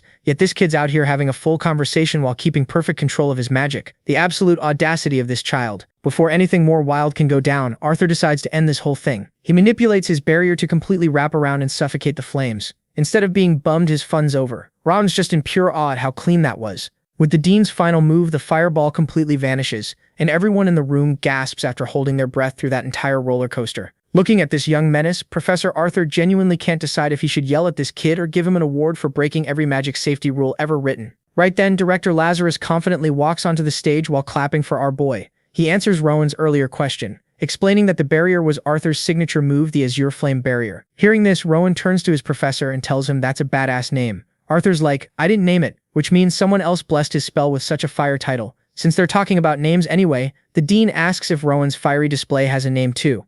Confused, Rowan's like, nah bro, I just showed you guys a basic fireball. Nothing crazy. But anyone with half a brain and decent magic knowledge would know that spell was not just a basic fireball. And Rowan, more than anyone, should know that. He looks away and admits he was playing dumb. He hasn't actually named his technique yet. Director Lazarus cuts in, saying as head of the bureau, he can't just ignore what happened here. He asks why Rowan did something so ridiculously dangerous.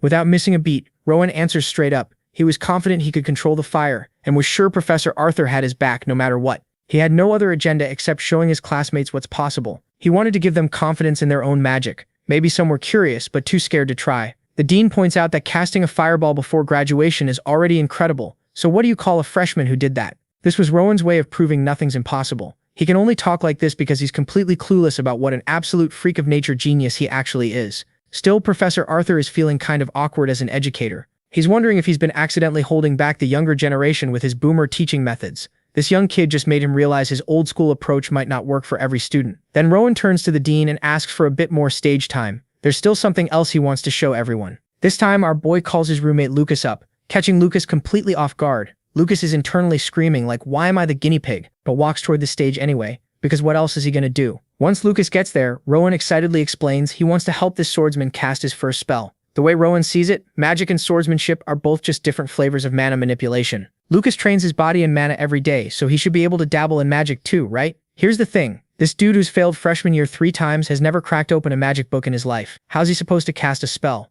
Rowan suggests starting with an incantation. Since Lucas has zero magic training, an incantation should be easier than trying to draw a magic circle or figure out formulas. So Rowan slowly starts reciting this fiery incantation in the ancient language. Lucas tries copying him, but can't get his tongue around these weird-ass words. Rowan's doing his best to stay patient and teach Lucas with maximum hype, but they can't even get through one sentence. Our boy genuinely thought someone who failed first year 3 times would at least know some ancient language by now. But nope, still he's not giving up. Robert translates the incantation to explain what they're trying to make, starting to recite this poem-like thing with a funky rhythm. Lucas cringes hard at the thought of having to recite magic like some Renaissance fair reject. Robert keeps going with the translated version while watching his classmates. The longer he talks, the more confused and lost everyone looks. Suddenly, our boy gets hit with this wave of helplessness. He thought he could just hop on stage and share his knowledge, but nobody gets what he's trying to do. If they're stuck at square one, what about that horrible fate waiting in 10 years? If they don't get stronger, Robert doesn't know what to do. He started with what he thought was the easiest incantation possible,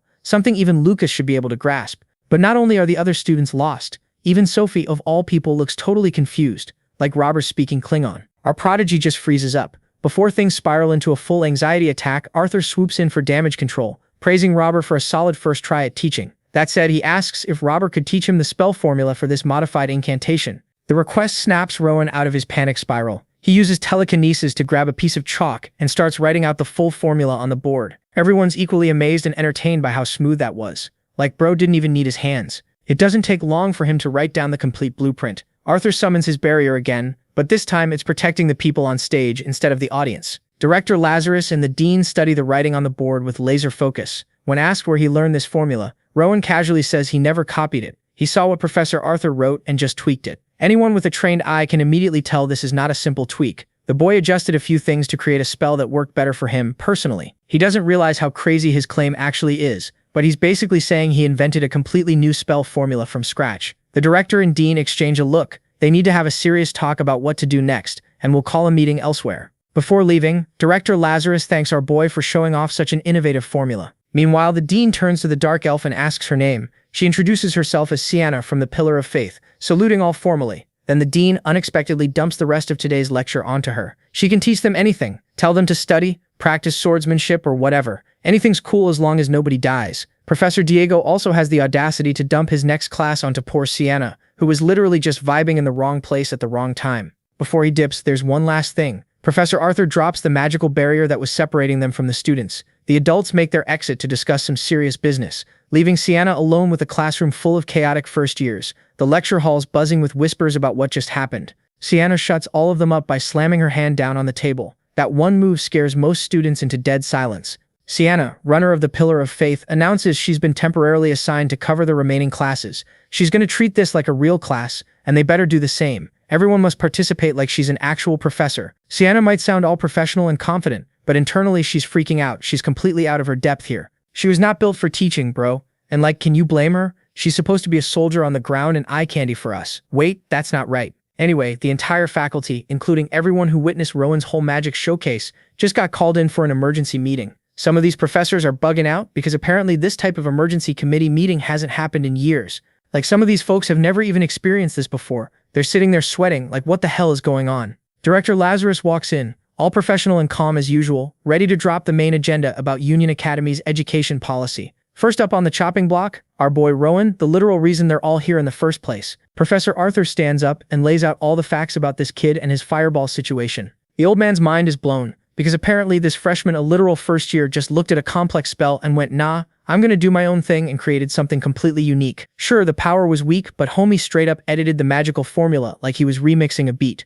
The ability to reconstruct spells this freely? That's some never been done before type shit. Obviously, some of the other professors are side-eyeing this whole thing, being all skeptical and whatnot. But what are they going to say when the Dean of Magic Studies has already verified everything? Director Lazarus even promises to throw the Bureau's resources at analyzing this further. So basically, they have to accept that this kid might have just discovered an entirely new way to approach magic. Cool. So Rowan sounds like some once-in-a-generation genius, right? But as an academy, they need to figure out how to actually teach this prodigy without fumbling the bag. Some professors want to stick to the old-school methods, but others are like, bro, this genius needs specialized education that matches his level. The problem is, personalized education goes against their whole public institution principles. They can't afford to mess this up and lose someone this talented. Then one professor suggests just letting him join the union early, and immediately the whole room starts throwing hands. Everyone's yelling over each other about that idea. Still, they agree field education seems like the move, but they have to be careful about it. So they ask if there are any other concerns about the boy. Arthur goes quiet for a second, and you can tell he's thinking hard. Finally, he drops the bomb. Rowan might have some personality issues.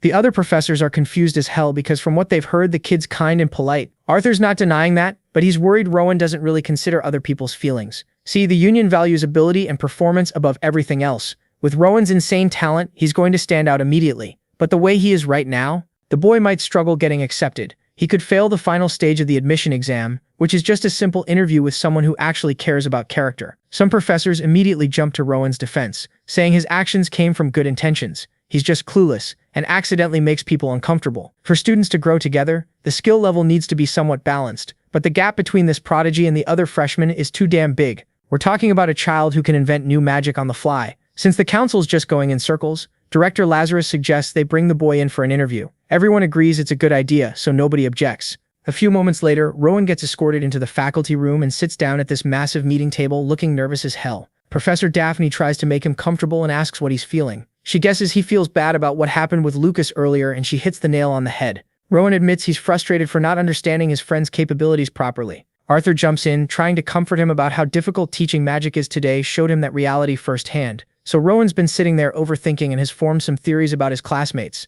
Maybe Lucas didn't give magic a real chance because he's just not interested. Maybe he started training with a sword too early, and his brain only developed for that skill. Maybe Rowan pressured his friend into focusing on something different without thinking about his personal situation. He feels regretful and ashamed about all this. But then, and this is where it gets wild, our boy drops another bomb. He's also worried that Lucas and some of his other new friends might actually be sick. This absolute prodigy genuinely thinks his perfectly normal classmates have some kind of illness, just because they have normal talent levels. Like, bro, what? Arthur quickly reassures Rowan, there's no sickness whatsoever. Hearing the old professor's words helps our eccentric genius finally relax a bit. Seeing Rowan smile, Director Lazarus asks why he was so eager to teach everyone magic in the first place. Rowan explains it doesn't even have to be magic specifically, he just wants to grow stronger together with his new friends, so they can all become official union members together in the future. Hearing this completely innocent and wholesome answer, all the professor's concerns just evaporate. Their worries about Rowan's personality? Gone. Professor Daphne's looking at him with straight-up pride. With that, Rowan gets dismissed. The meeting went well, and he can finally breathe. A few hours later, these professors literally wrote up an entirely new education policy for first years. They're going to match each student's pace. Academic abilities will align with the top students, while social development aligns with the average. The Union Academy is about to head in a completely new direction. Imagine being so gifted that you accidentally reform your entire school's education system. The whole faculty pulled an all-nighter figuring out the details. The very next day, they implement this curriculum overhaul immediately. No warning, no delay, just straight up changes everything overnight. Out on the training field, there's an announcement. Professor Diego Sanchez announces that swordsmanship and magic are now mandatory for all students. Lucas doesn't even hear the announcement because he's yawning loud enough to wake the dead. Ron is shocked by how fast they made this change. Furthermore, active union members will now join every class as assistant instructors. Students can ask them questions and learn from their real-world field experience. On top of that, Rowan, Sophie, and Lucas are going to train exclusively among themselves, rotating sparring matches. Lucas is hyped. He's been dying to test his roommate's skills. Sophie's equally excited because this is her chance to see how her sword skills stack up against the best. Lucas immediately challenges Rowan to spar first. Sophie's waiting for the next round. When her turn comes, it doesn't take long before her wooden sword gets knocked clean out of her hand. She thought she'd at least put up a decent fight, but that dream died quick. Rowan's an absolute monster who reads her sword movements like he's got the script ahead of time. But Sophie doesn't give up. She spots a brief opening but can't capitalize on it with more training. Maybe she can actually land hits. After recovering from the surprising loss, she respectfully shakes Rowan's hand and asks if he can spot any major flaws in her technique. Rowan casually explains her mana flow's slightly off. If she adjusts the flow's direction, she should improve right away. Lucas chimes in and simplifies it by saying she needs to stop swinging wildly and focus on precision. Also, her legs wobble sometimes, probably from weak leg strength. Rowan agrees Lucas is harsh but making valid points. However, Lucas's explanation doesn't cover everything. Right now, Sophie's splitting her mana 50-50 between upper and lower body. If she shifts more mana to her lower half for better stabilization, her stance will improve drastically. So while Rowan gives genuinely valuable advice, Lucas just roasts her. Watching his top 3 students vibing in their own unique way makes Professor Diego smile. He's thinking there's no way Professor Arthur was right about Rowan having personality issues. Seeing how innocent and kind-hearted this boy is, he realizes the adults were worried over nothing. So a few days roll by, and our boy is back with the professor for another heart-to-heart in the faculty office. This woman's basically been his fairy godmother at this point, making sure he's got everything he needs to survive school life. And honestly, our boy's been thriving. He's no longer walking around with that emotional baggage about his friends. He actually gets them now and knows their strengths, weaknesses, and the whole deal. Daphne's just sitting there proud as hell that this genius finally figured out how to have basic human empathy. School's been treating Rowan pretty well. His friends are hyping him up, sharing snacks, and living that wholesome academy life. But then there's this other situation that's got our boy completely confused. The girls keep asking him out like they're dropping hints left and right, asking him to go shopping or look at flowers after class, and this absolute nerd cannot comprehend what any of that has to do with his studies. Professor Daphne's over here trying not to laugh because you know hormones exist and people catch feelings at this age. But Rowan, his default response to every invitation is basically, nah, let's study together instead. My guy is clueless, peak virgin energy. So Daphne decides to dig a little deeper and asks if there's any girl he's particularly close with. The first person that pops into his head, Sophie. He's like, yeah, she's different from the other girls. And before you get excited, he immediately explains she's an excellent swordswoman and the only other first year who can produce flames. Real romantic stuff there, buddy. But actually, Rowan's been getting closer to her after learning about her backstory, and it's kind of sad. Turns out Sophie's the illegitimate child of some big-shot noble family, and her dad only enrolled her in the Union for political clout. So she's been under massive pressure since birth. Our boy sees her as this dear friend he can learn from, which is sweet, but also very I have zero game of him. Then there's Lucas, their third musketeer. Rowan's got mad respect for this guy's physical strength and admits there's a lot he can learn from him. But then, and I'm dying at this, Rowan drops his personal theory about Lucas. He thinks the dude trains so much that his brain is literally filled with muscle, which is why he hates studying. Like, Rowan has this whole mental diagram of Lucas's brain being just pure muscle tissue where the gray matter should be. It's diabolical but probably accurate.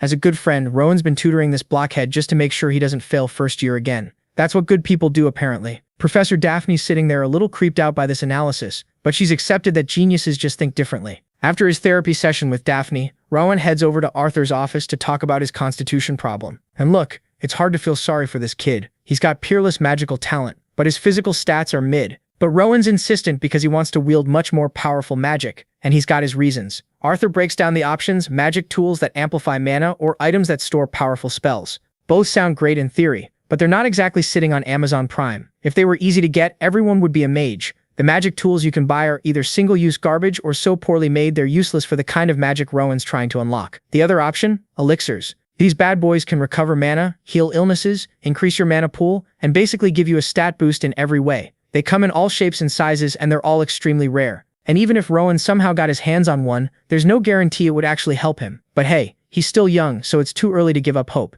Then Arthur does something wild. He takes off his necklace and hands it over to Rowan. Inside the locket is one of these rare elixirs, a white pill he got from the governor as a reward for some past achievement. He's basically like, maybe fate wanted me to give this to my most talented student. Naturally, Rowan's hesitant to accept it, but the dean assures him it's cool since he can't use it himself anyway. So Rowan takes the pill and just swallows it dry, no water, nothing. Immediately, he feels it dissolving inside him, and he's floating in this sea of energy as the elixir spreads through his body. He's getting close to some kind of breakthrough, feeling like he's about to unlock Super Saiyan or something. But then bam, reality hits him like a truck, and he's back in the dean's office, sitting in his chair like nothing happened. Based on Rowan's extremely disappointed face, Arthur can tell the pill was a complete dud. Rowan confirms it. The thing did absolutely nothing. Arthur wasn't expecting it to be a miracle cure, but the total lack of improvement is still pretty depressing. But our boy Rowan, he already knew this was probably going to happen. Instead of wasting more time trying to fix his constitution, he's decided on a new plan. He's going to completely reinvent magic itself. He'll take apart magic formulas,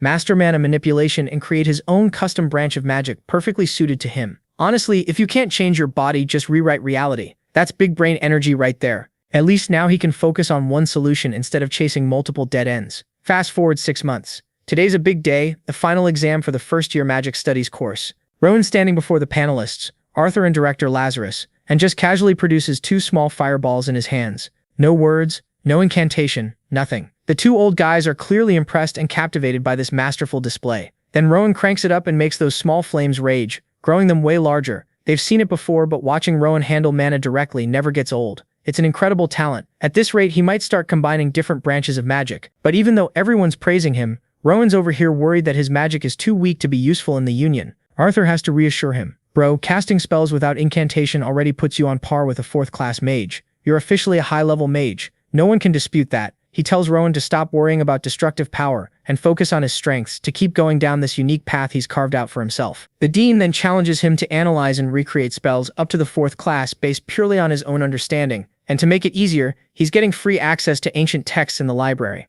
about his constitutional issues, though they decide to keep that information on the down low. Since it's just the 3 of them in the room, the dean and director decide to form a mages pact to keep it secret. They take each other's hands and start chanting this strange hymn together in perfect unison. Meanwhile, Rowan's just standing there watching these 2 old dudes do their weird old man ritual in the middle of his exam, completely clueless about what's happening. Another full year passes, and now Rowan and the squad have entered their 3rd year at Union Academy. Today, Professor Diego calls an urgent faculty meeting, and while this is technically his call to make, he felt it was important enough to share with everyone. He drops the bomb. From now on, the school will no longer teach Rowan any movement techniques, martial arts, or swordsmanship that involve using mana. Everyone's immediately concerned and curious why this sudden announcement is happening. Diego explains what they all know. Rowan has every intention of joining the Union, and now that he's a 3rd year, it's better for him to avoid high-risk combat courses. Basically, Diego's saying Rowan needs to focus entirely on magic. That's what he needs and wants to do. Arthur gets it. Rowan's the kind of talent you'd want to keep selfishly for yourself, but letting him go for his future is the best thing Diego can do, even if it's not easy. Sienna, who started teaching there a year and a half ago, asks about Rowan's current physical level. Diego's honest answer? The kid just needs to draw his sword to pass the first Union entrance test. He's that good. A rare natural talent. His overall destructive power is still a bit lacking, but that can improve with time. Since they're already talking power levels, Daphne turns to the dean and asks how strong Rowan has become as a mage. After a brief, thoughtful silence, Arthur drops the mic. There's nothing more I can possibly teach that child. Everyone is surprised to hear that Rowan's already achieved the level where he can casually throw around 1st and 2nd class magic. But the real kicker is that he is now reverse engineering 3rd class spells for fun. He treats complex magical formulas like toddler puzzles, and he's only a 3rd year student. To make it worse for everyone else, now that puberty hit him like a truck, the ladies are absolutely feral over this golden boy. Bro could steal anyone's girl without even lifting a finger. So the author had to nerf him by making him only care about books.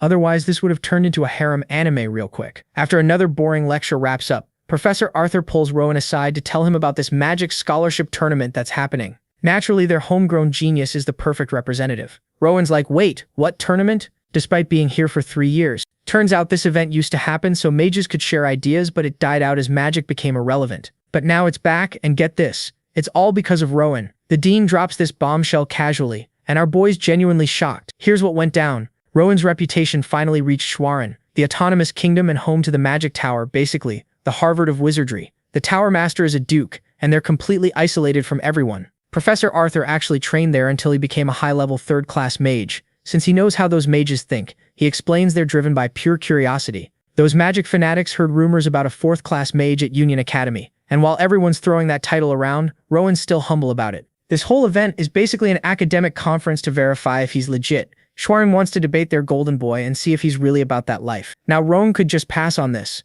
but once he hears the grand prize, refusing becomes impossible. The Union's offering a valuable elixir. Even after that massive disappointment last year, when that white pill did jack shit, the possibility of getting an elixir is still tempting as hell. There's one concern. Schwarin might know about his constitution problem, but the dean assures him there's no way. This is about interpreting magic formulas, and the elixir goes to whoever shows the most mastery. Basically, Rowan could win an elixir just by arguing about magic theory. The dean promises he'll get it as long as he wins. With stakes that big, how could our boy say no? A few days later, the big day arrives. Schwarn rolls up with an entire battalion of cloaked mages looking all mysterious and intimidating. The Union side, just Rowan and his professors. Talk about an imbalance. Arthur welcomes the visitors politely when one mage, Bert, lowers his hood and calls the professor his senior. I'm sorry, but imagine being a powerful mage named Bert. Meanwhile, Rowan's sizing up the competition. Schwarn's lineup is older than him and they're all packing serious mana. They're supposedly students hoping to learn from a success story, except the Union made it clear they only had Rowan as a participant, yet Schwarn sent 3 students older than him.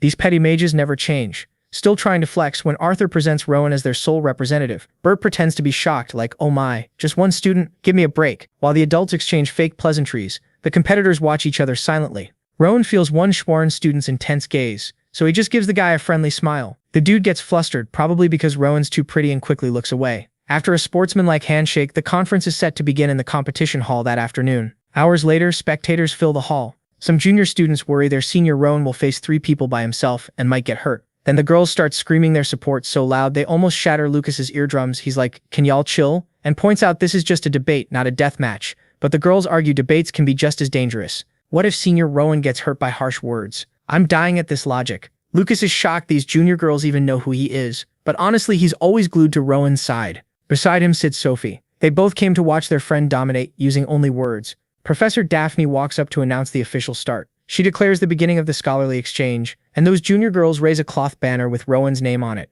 It's hilariously inappropriate for a scholarly debate, like they're at a sports game instead of an academic conference. Finally, our star Rowan walks in, along with the 3 Schwerin boys. Professor Daphne explains the procedure. Each representative takes turns presenting a topic, writing spell formulas, and then moving to Q&A. The first debater is Ali Marco from Schwerin, going up against Rowan in round 1. Since Rowan got priority to pick the first topic, he chose carefully. He picked a subject that was very near and dear to his own heart, a topic he's probably obsessed over for countless hours. He chose telekinesis for the first round. The topic that our boy suggested surprised these guys because in these academic showdowns, the opening move is usually flexing your hardest spells, showing off your faction's biggest achievements to set the tone. But what our boy suggested is literally the basic class 1 spell that beginners learn on day 1. Some of these Schwarn mages immediately think it's a joke, like, did we really travel all this way just to talk about baby's first spell? They're looking around confused, wondering if the rumors about this kid were completely exaggerated. Meanwhile, Arthur and director Lazarus are just sitting there in silence, like they know something these fools don't. Then this dude Ali Marco steps up, all high and mighty, saying Rowan's topic is beneath them and not worthy of this honored forum.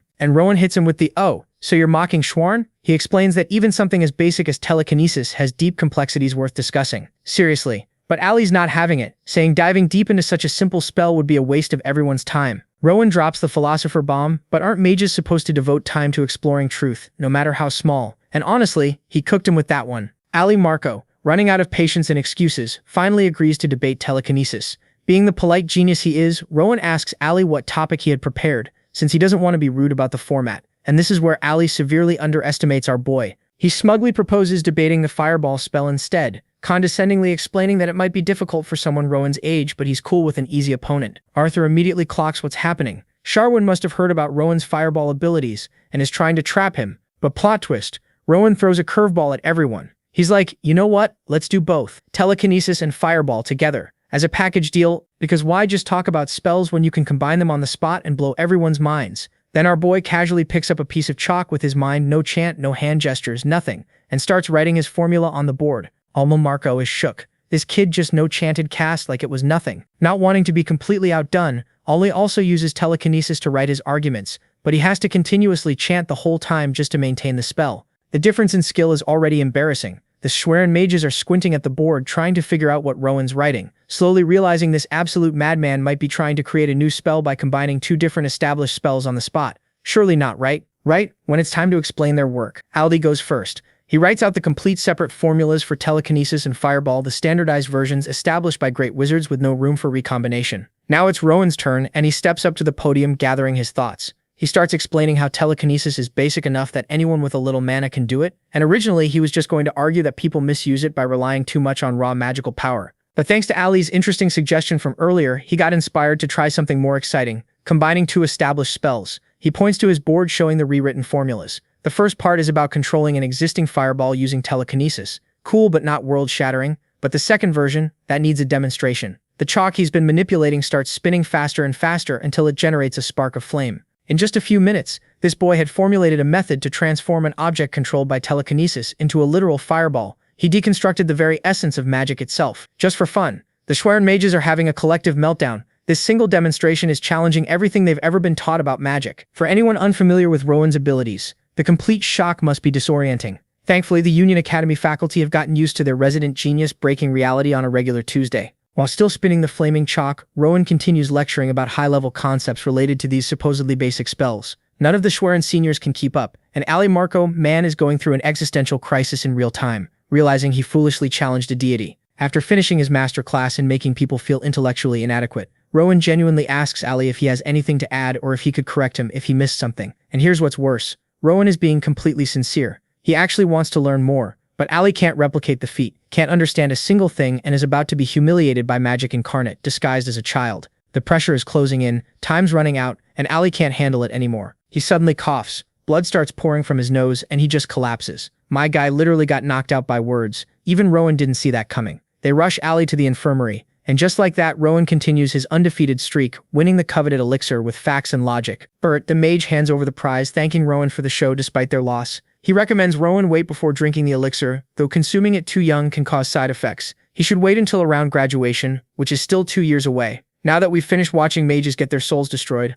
let's check in on some side characters. This is Rita, a third-year student at Union Academy, and she's been secretly in love with Rowan for 3 entire years. She knows there isn't a single student who doesn't like him. The guy receives countless confessions, and over half the new students applied to the academy just to follow him. Rita knows she probably doesn't even register on his radar. For years, she's been content just watching and loving him from a distance. But today she decided to be brave. Last day of third year, this is it. She gathers her courage, overcomes her fear, and confesses. Unfortunately, her heartfelt confession gets met with a very polite, very apologetic rejection, and then Rowan drops some heavy stuff for him. Love is about holding someone who has already left this world close to his heart. Nothing more. Rita never knew this boy carried such a bleak, sorrowful view of love. Then he asks if what she's feeling is truly love. He explains that people in love show signs like mental illness, joy, ecstasy, compassion, longing, fear, doubt, jealousy, and anger. He bets she doesn't feel that level of passion for him. And before anyone gets mad, he's not invalidating her feelings. Maybe she feels something. Maybe it's his looks or status that made her nervous or excited. But is that really love? Or is it just admiration? All he's asking is for Rita to look into her own heart. If she still believes it's love, he's open to talking more. Because Rowan is always open to constructive conversations. Man has mastered the art of letting people down intensely. Rita felt like she got hit over the head with clarity. So this is Rita. Today she was rejected by the boy she'd been in love with for 3 years. And as painful and sobering as that was, she has no regrets. Confessing your feelings to someone you like is brave and meaningful. Rita's one-sided love ended on her third year's last day. And honestly, she's never felt better. So the scene kicks off with Daphne telling the class, "Yo, we've got Director Lazarus from administration here to drop some knowledge on you guys," and everyone starts clapping like good little students. Baldy gets to the stage, delivers his speech, and then goes, "All right, that's it for today, but if you all have questions, hit me with them." Immediately some kid's hand rockets up asking the real question. Everyone wants to know, bro, every year thousands of people take the entrance exam, so why is the union always crying about being short-staffed? The teacher's like, "Look, not just anyone can waltz into the union. This place is elite as hell. Did you make it in? Fame, money, respect, the whole damn package is yours." Another student raises their hand with the important follow-up. "Okay, but what about the salary and benefits though?" And the teacher drops the bomb. "The pay is good enough that you literally only need to focus on your missions. This is the most privileged job in the entire kingdom." The students are losing their minds. Then he hits them with another one. Every union member is directly connected to His Majesty himself, regardless of rank, because they all follow the king's will. Everyone's sitting there like, holy shit. Then this one kid raises his hand with an actually smart question. He's like, "All right, look, you only recruit crazy talented people, but can we actually get strong by joining? Because I followed my teacher's advice, graduated top of my class, focused purely on magic, and I'm still not strong enough." The teacher is actually impressed. Someone thought about what happens after joining and tells him, "Hell yeah, you can definitely become strong here," which gets the boy all fired up and ready to grind even harder at his magic studies. Cut to our boy Rowan, buried in a mountain of books, remembering when Sienna told him his ability was similar to ancient elves. While he's digging through all this dusty old text, he finds out that their powers were all about communing with spirits instead of using mana directly. Like instead of controlling wind themselves, they'd just summon a wind spirit to do it for them. They literally controlled the spirits of the elements. But our boy can't understand one thing. How the hell did they lose all their powers overnight? He discovers that back in the age of the World Tree, there were elves and dark elves representing the whole good versus evil thing. But after the World Tree got destroyed, boom, no more powers.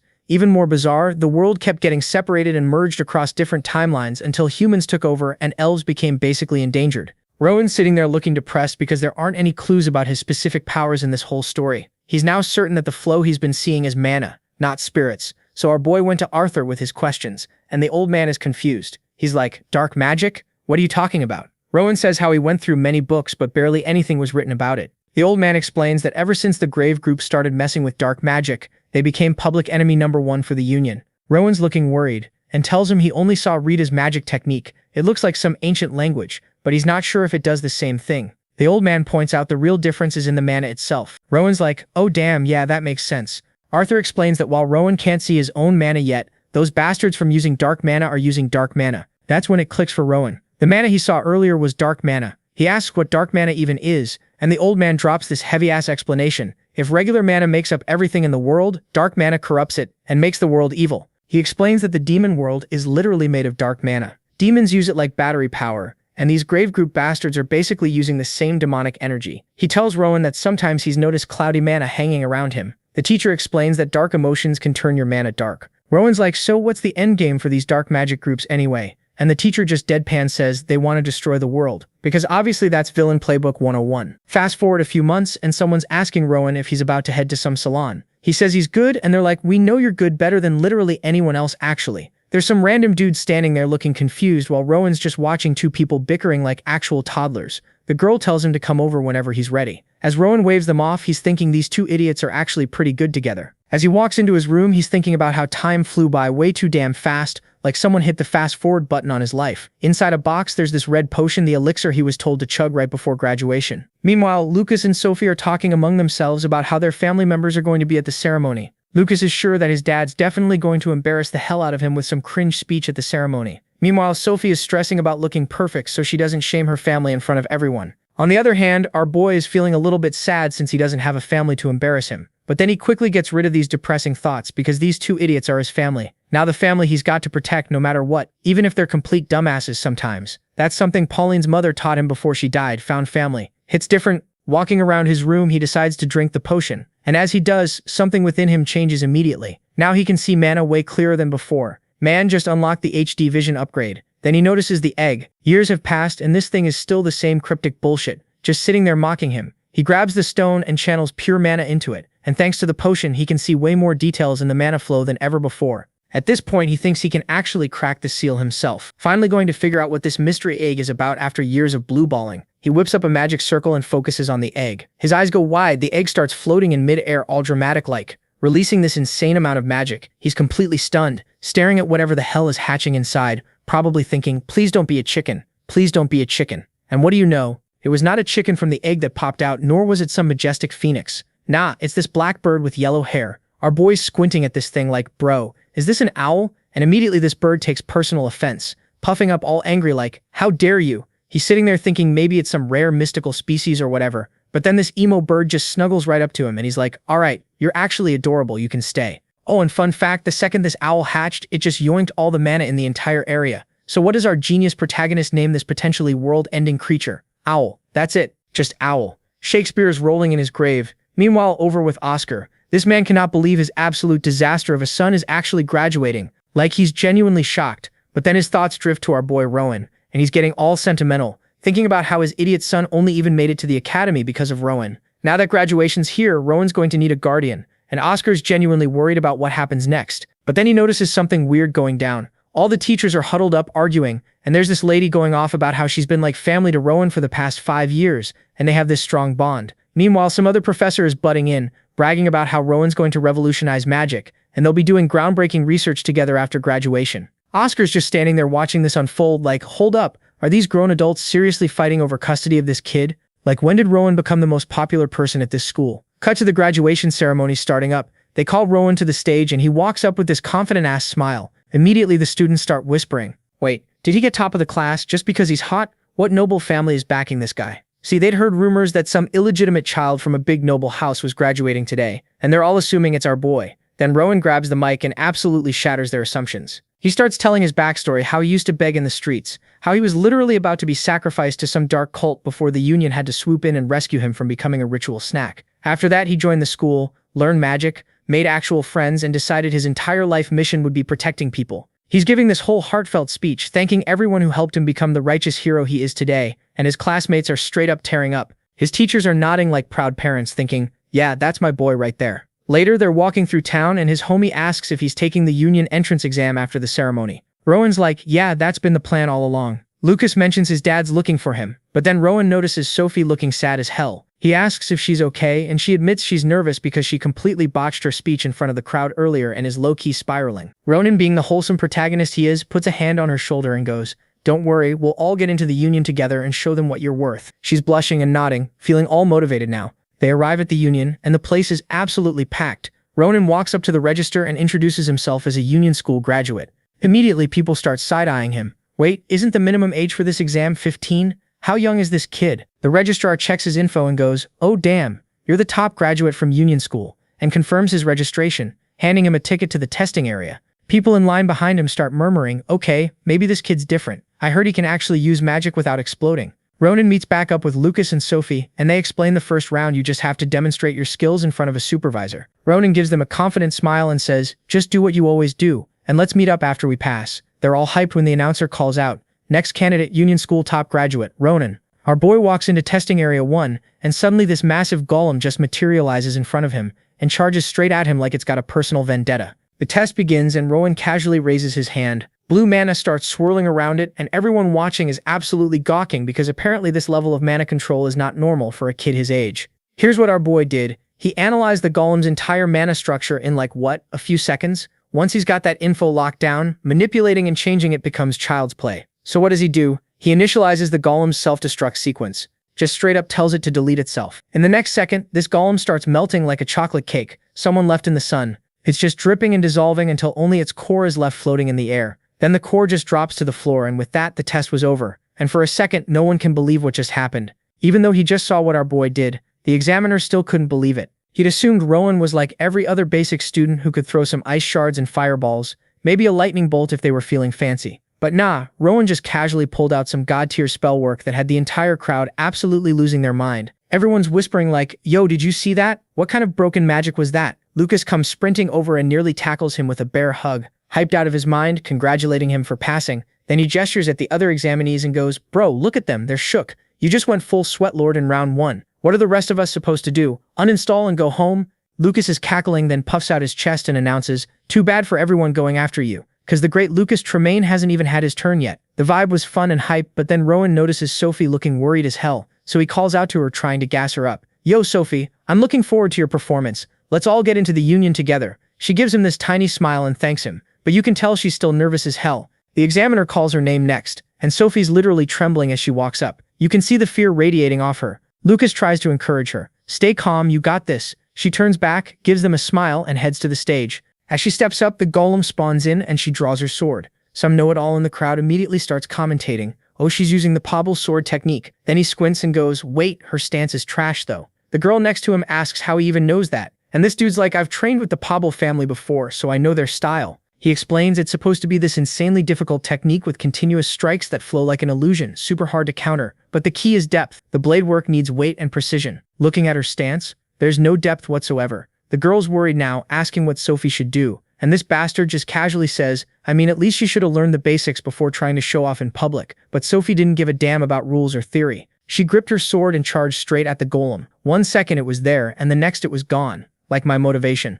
The know-it-all and his friend, jaws on the floor, but Rowan? Man's just standing there with this satisfied smirk like, yeah, that's my girl. As the golem crumbles to dust, Sophie's standing there in shock that she actually pulled it off that fast. The examiner, still buffering, stammers out that she passed and can grab her certification stamp. The crowd's going absolutely feral. Did she really just slice through a golem like it was made of paper? What the hell was that speed? Meanwhile, Lucas and Rowan are grinning ear to ear, knowing damn well she didn't even show half her arsenal. Though they both noted she hit the golem with 6 consecutive strikes, when she comes back, they both congratulate her. Lucas, being Lucas, can't help but roast her a bit. You looked a little rusty up there. Stage fright, get to you? Then he cracks his knuckles and announces, all right, my turn. Just watch and learn, children. He swaggers onto the stage, turns back with this cocky-ass grin and goes, this is just a warm-up for me. The second the golem materializes, Lucas launches himself like a missile and splits the thing clean in half with 1 strike, destroying its core instantly. He's standing there admiring his handiwork like, damn, did I go too hard? My bad. Meanwhile, the examiner's having a full mental breakdown because that's the 3rd person today who one-shot the golem.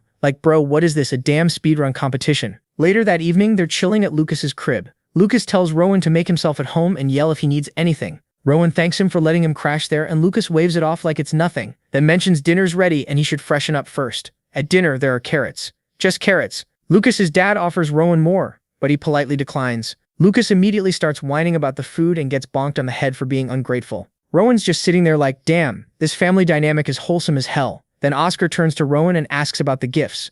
Our boy immediately starts thanking him, saying they were exactly what he needed. The conversation shifts to the exam results, and after hearing how they performed, Oscar's genuinely surprised.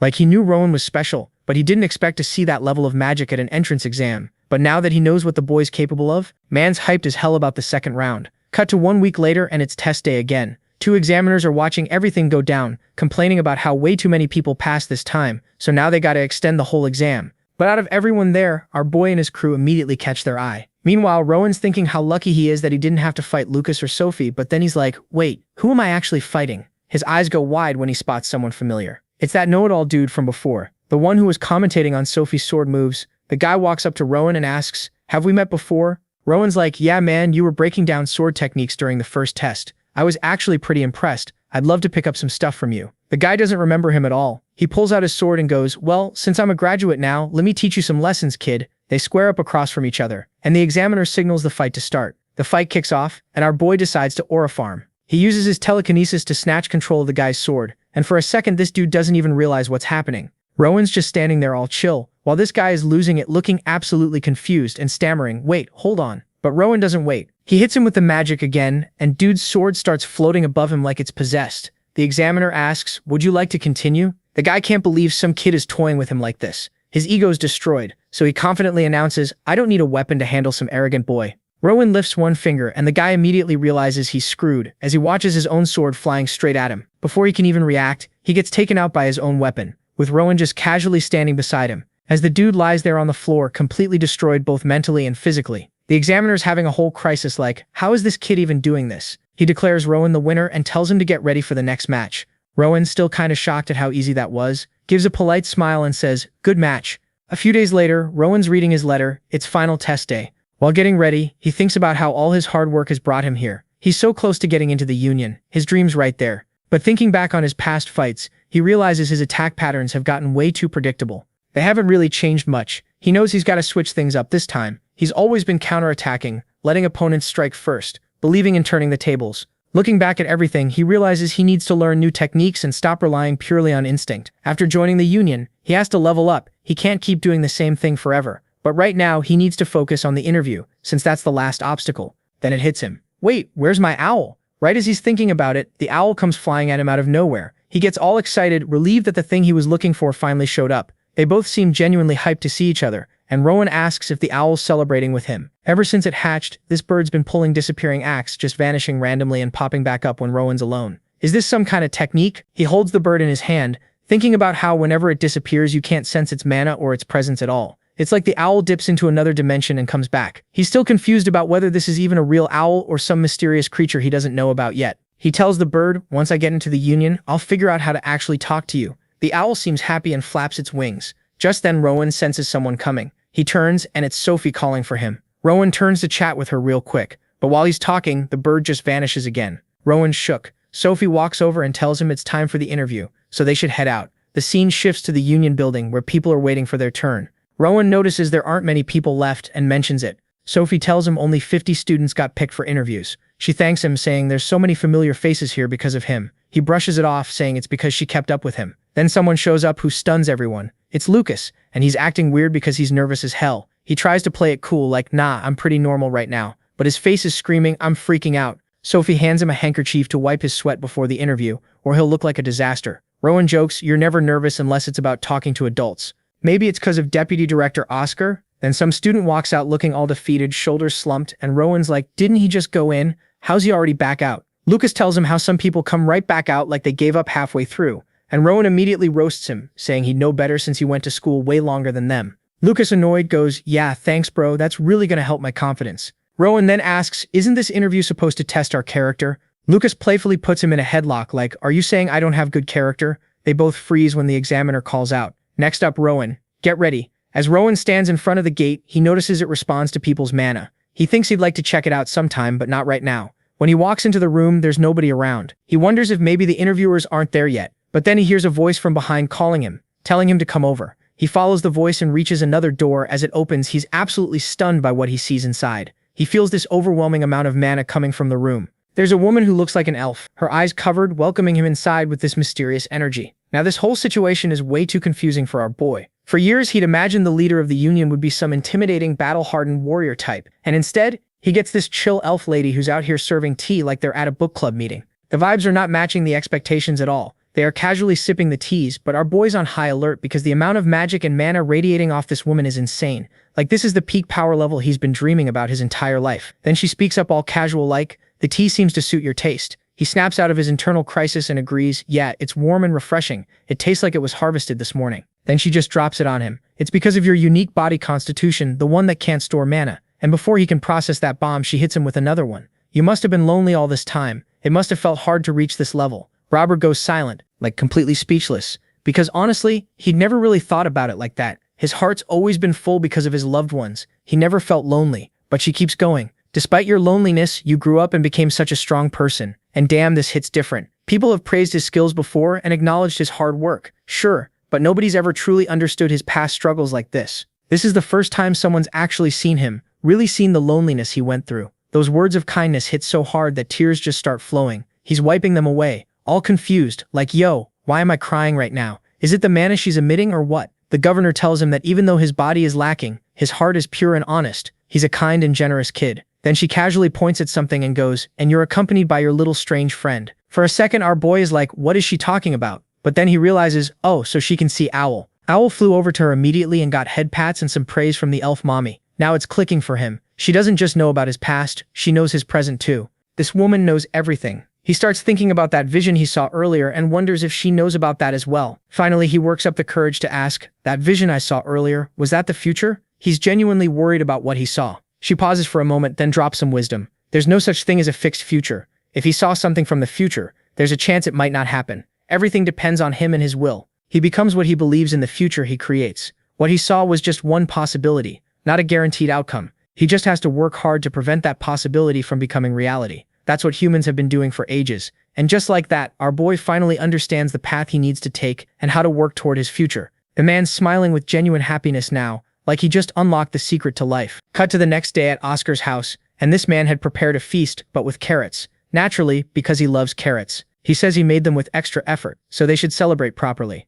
While they're eating, Sophie asks where they'll be assigned. Oscar replies that it's hard to say, the governor probably made arrangements during the interviews. He mentions that only 10 people passed, including the 3 of them, and they're the only 3 who graduated from the Union School. Rowan thinks there's a possibility the 3 might end up together, but Oscar's like, nah, that's pretty unlikely. But then he adds, though nobody knows what goes on in the mind of that madman, so it's also possible. Then he switches topics and tells everyone how their relationship is about to change once they step outside. Inside the house, he's their fun-loving uncle. Outside, he's the deputy director and a union member, so they'll have to keep things strictly professional. Lucas says as long as he's getting paid, he doesn't care where he works. Sophie asks if he really hates the idea of working under his father that much.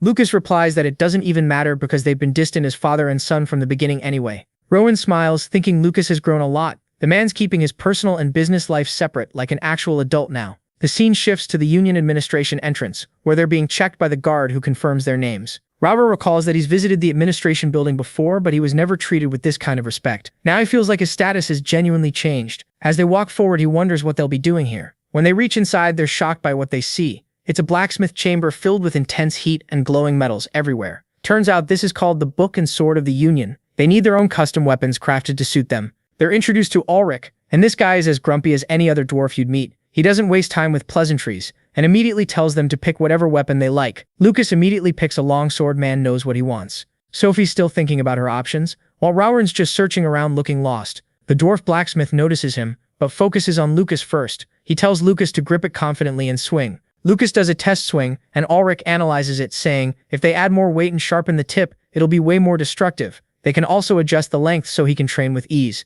Next, he calls Sophie over. She slashes the air with multiple rapid strikes, and he observes carefully like a coach. He tells her that for her style of swordsmanship, she lacks raw power, but her balance and stability are excellent and top-notch. Clearly, she's trained her lower body extremely well. Ulrich mentions that now that she's in the Union, there's no need to restrict herself to just her sword style. She could use a shield with her sword as well. She says she'll think about it, but it doesn't even matter because the man had already made up his mind. He's making both a sword and a shield for her. Finally, he calls up Rowan, and seeing how this idiot still hasn't picked up anything, he asks Rowan if he's a mage. For a second, Ulrich's low-key annoyed like, bro, a mage and a blacksmith? That's not even a good combo. But whatever, he's professional about it and tells Rowan he'll give it his best shot to make something decent for him. But then Rowan interrupts and hits him with, actually, I've got a pretty weird request. Our boy starts explaining how he's not really into normal swords. Nah, he prefers controlling floating sword shards. For a second, Ulrich is like, what? To prove he's not just talking out of his ass, Rowan summons this glowing blue fragment that just hovers next to him. Then he drops the question, can the blacksmith fix his broken shards? The blacksmith just holds out his hand like, let me see what we're working with here. The moment he inspects the fragment, this man's whole expression changes. He recognizes it immediately. This isn't just some regular broken sword. This is a piece of a demonic sword infused with dark mana. He looks at Rowan like, you're one interesting kid, then drops some knowledge. If they reforged this single broken sword correctly, they could turn it into 12 separate blades. Rowan's face absolutely lights up with excitement, probably already imagining himself looking cool as hell with 12 floating swords. But the blacksmith immediately pumps the brakes on his hype, warning him that the reforging process is way harder than it sounds. He explains that each piece needs to hold the exact same amount of mana. One tiny mistake, and the whole artifact is destroyed forever. This is master-level work, not some beginner shit. So they'll need at least a 4th-class mage. Hearing that, Rowan looks at him for a moment and then goes, so all we need is a 4th-class mage, right? So our boy told him that he can do it. Now the blacksmith's sweating, wondering if this teenager is either arrogant as hell or actually has the skills to back up this insane claim. Robert just smiles reassuringly and promises he'll take full responsibility if anything goes wrong, which somehow convinces the blacksmith to let him try. The man gestures for him to go ahead, but adds a nervous, please try not to be too loud because he knows this is about to get wild. So now our boy is all locked in. He starts doing his thing and this absolutely gorgeous blue mana aura just erupts around the floating shard. His fingers start doing this insane precise dance, weaving these magical energy streams from his hands into the ancient metal. But the hard part was yet to come. So he closes his eyes and goes full-on Ultra Instinct. While he's in the zone, Rowan's remembering all the lessons Pauline dropped on him. He's combining her wisdom with all the crazy advanced stuff Director Lazarus showed him. In his mind's eye, he's seeing the energy inside this shard as like thousands of glowing branches, and he carefully starts pulling apart these magical strands. But then you see his face scrunch up a bit because this shit is actually hard as hell, even for someone as cracked as him. He's focusing everything on the real challenge here, splitting the sword's mana into 12 perfectly equal pieces and keeping it all stable. With one final push, Roman just says fuck it and goes full power, creating this massive whirlpool of energy that explodes outward. The master blacksmith's jaw literally drops to the floor. This man is shook, staring at this display like his entire worldview just got deleted, thinking what the actual fuck, this kid is doing what now? These bright sharp cracks of light start spreading across the shard's surface as all that power splits the metal from the inside. The energy tornado finally calms down, and there's Roman just standing there looking cool as hell while 12 identical glowing sword shards are floating around him. The freshly made blades drift through the air all gracefully and land right in the blacksmith's hands. This man starts laughing like he can't believe what he's seeing, turning these perfect shards over and over. Same shape, same size, same mana levels. Literally everything is flawless. He's completely losing his mind that some 15-year-old kid just casually did what most master mages couldn't pull off if you gave them their whole lifetime to try. Cut to later, and it's already orientation day, and Baldy is going through the standard stuff about the Union's 7 divisions and how everyone gets sorted based on what they're good at. Then he hits them with the harsh truth. The world's brutal. Wearing the Union's name paints a target on your back, and even the regular people you're out here protecting will call you the kingdom's dogs when you're not around. But he tells them to push through it because at the end of the day, they're here to keep the peace and make the world less shitty. Skip ahead to induction day, and the blacksmith hands Rowan this heavy-ass pouch with all 12 blades inside. Rowan's immediately pumped to try these bad boys out. He tells Lucas it's time to bounce, but his friend looks like someone just kicked his puppy because he got stuck in his own dad's division. They show up at this massive fancy hall where Creed division members are already going ham with training, swords clashing everywhere. Some voice announces the new recruits just arrived. Rowan immediately clocks this one guy's badge, showing he's high-ranked as hell. That's Adurin, the division leader and an expert-level swordsman. After they do quick intros, Edrin just casually drops that he's bored out of his mind and wants to see what Rowan can do, and our boy and Lucas are like, wait, what? This isn't how these things go. But nah, Edrin doesn't care. He points to the side and tells Rowan that Oscar is going to be his opponent. And Oscar is all in on it because he's curious to see how much Rowan's telekinetic sword game has leveled up over the past 5 years. And Rowan too is now hyped to find out just how strong he has gotten in these 5 years, so he accepts the duel. Rowan's attitude immediately earns Oscar's respect, but he also reminds him to go all out because he too won't hold back. And while he was saying that, he pulls out this absolutely massive claymore. Rowan just calmly replies that magic is his whole thing, and suddenly 12 brand new mana-infused blades appear out of nowhere and start floating around him in a circle. Oscar notices the extra blades and is like, "Hold up, didn't you have less of these before?" Rowan explains they were a welcome gift, and Oscar immediately recognizes the craftsmanship, asking what our boy named them. Rowan tells him they're called Seville, and Oscar's thinking to himself whether these tiny blades can actually live up to that fancy name. Rowan admits he's curious about their power too, since this is basically his first real test drive. Then Rowan hits Oscar with a bold request. He wants the first move. Duran, who's watching from the sidelines, is impressed as hell by the audacity. Oscar realizes this isn't just some cocky rookie being arrogant. The kid's got an actual plan brewing. So they square up on opposite ends of the hall, Rowan with his floating blades and Oscar with his giant sword. Then Oscar erupts with this intense crimson aura, and basically warns Rowan, "Don't you dare disrespect my family's fighting style with some half-assed imitation." Rowan thinks back to his 5 years of sparring with Lucas, knowing the Pass-Off family's claymore style inside and out from all that practice. But he also knows that Oscar is on a completely different level than his friend could ever reach. With that, the battle begins. He goes all in from the first second, using all 12 shards, but Oscar just casually swats them away. He gives Rowan some quick feedback, saying the technique's rough but has potential. But even if it does, it's nowhere near enough to beat him. And as he says that, he charges straight at our boy, and Rowan has no idea how to stop him. So he quickly comes up with a crude plan. He knows that he can't stop that sword. So instead he focuses on slowing down the sword's speed. Oscar's about to bring down another strike when, in the next second, he's completely frozen in place. Lucas and Edrin are watching from the side, with Lucas pointing out that something invisible just locked his dad down. Rowan's back on his feet while Oscar's struggling against the restraints. Turns out our boy used precise mana control to manipulate weight and friction to trap Oscar. Oscar looks at him with this impressed smile, saying the kid learned some nice tricks, but warns him parlor tricks won't cut it. The mana threads start cracking, and with one massive roar, Oscar just shatters those magical restraints like they're tissue paper. His claymore comes crashing down but stops inches from Rowan, blocked by all 12 of his blades interlocked together. Rowan pushes back with everything, realizing his new weapon's way more capable than he thought. But Oscar stops playing nice and unleashes this furious combo, pushing Rowan backward across the floor with each strike. Our boy knows his mana is still too weak to restrain Oscar for long, but at least for now the situation isn't too bad because he can control his weapon. But the real problem is that there is nowhere to fall back to. He's losing his ground, so he decided to go all offensive. He whips out a fireball and launches it at Oscar, and it all happens so fast that Oscar could barely block it. And in the end, it was his mustache that got the hit. Bro lost half of his mustache in that attack, and his commander and colleagues didn't forget to make fun of him for that. Some even started straight up roasting him. But at the same time, they are impressed by our boy's skill. And then Edrin calls our boy over, telling him to like the video and help Mamoru to make juicy content and activate that cheeky little bell.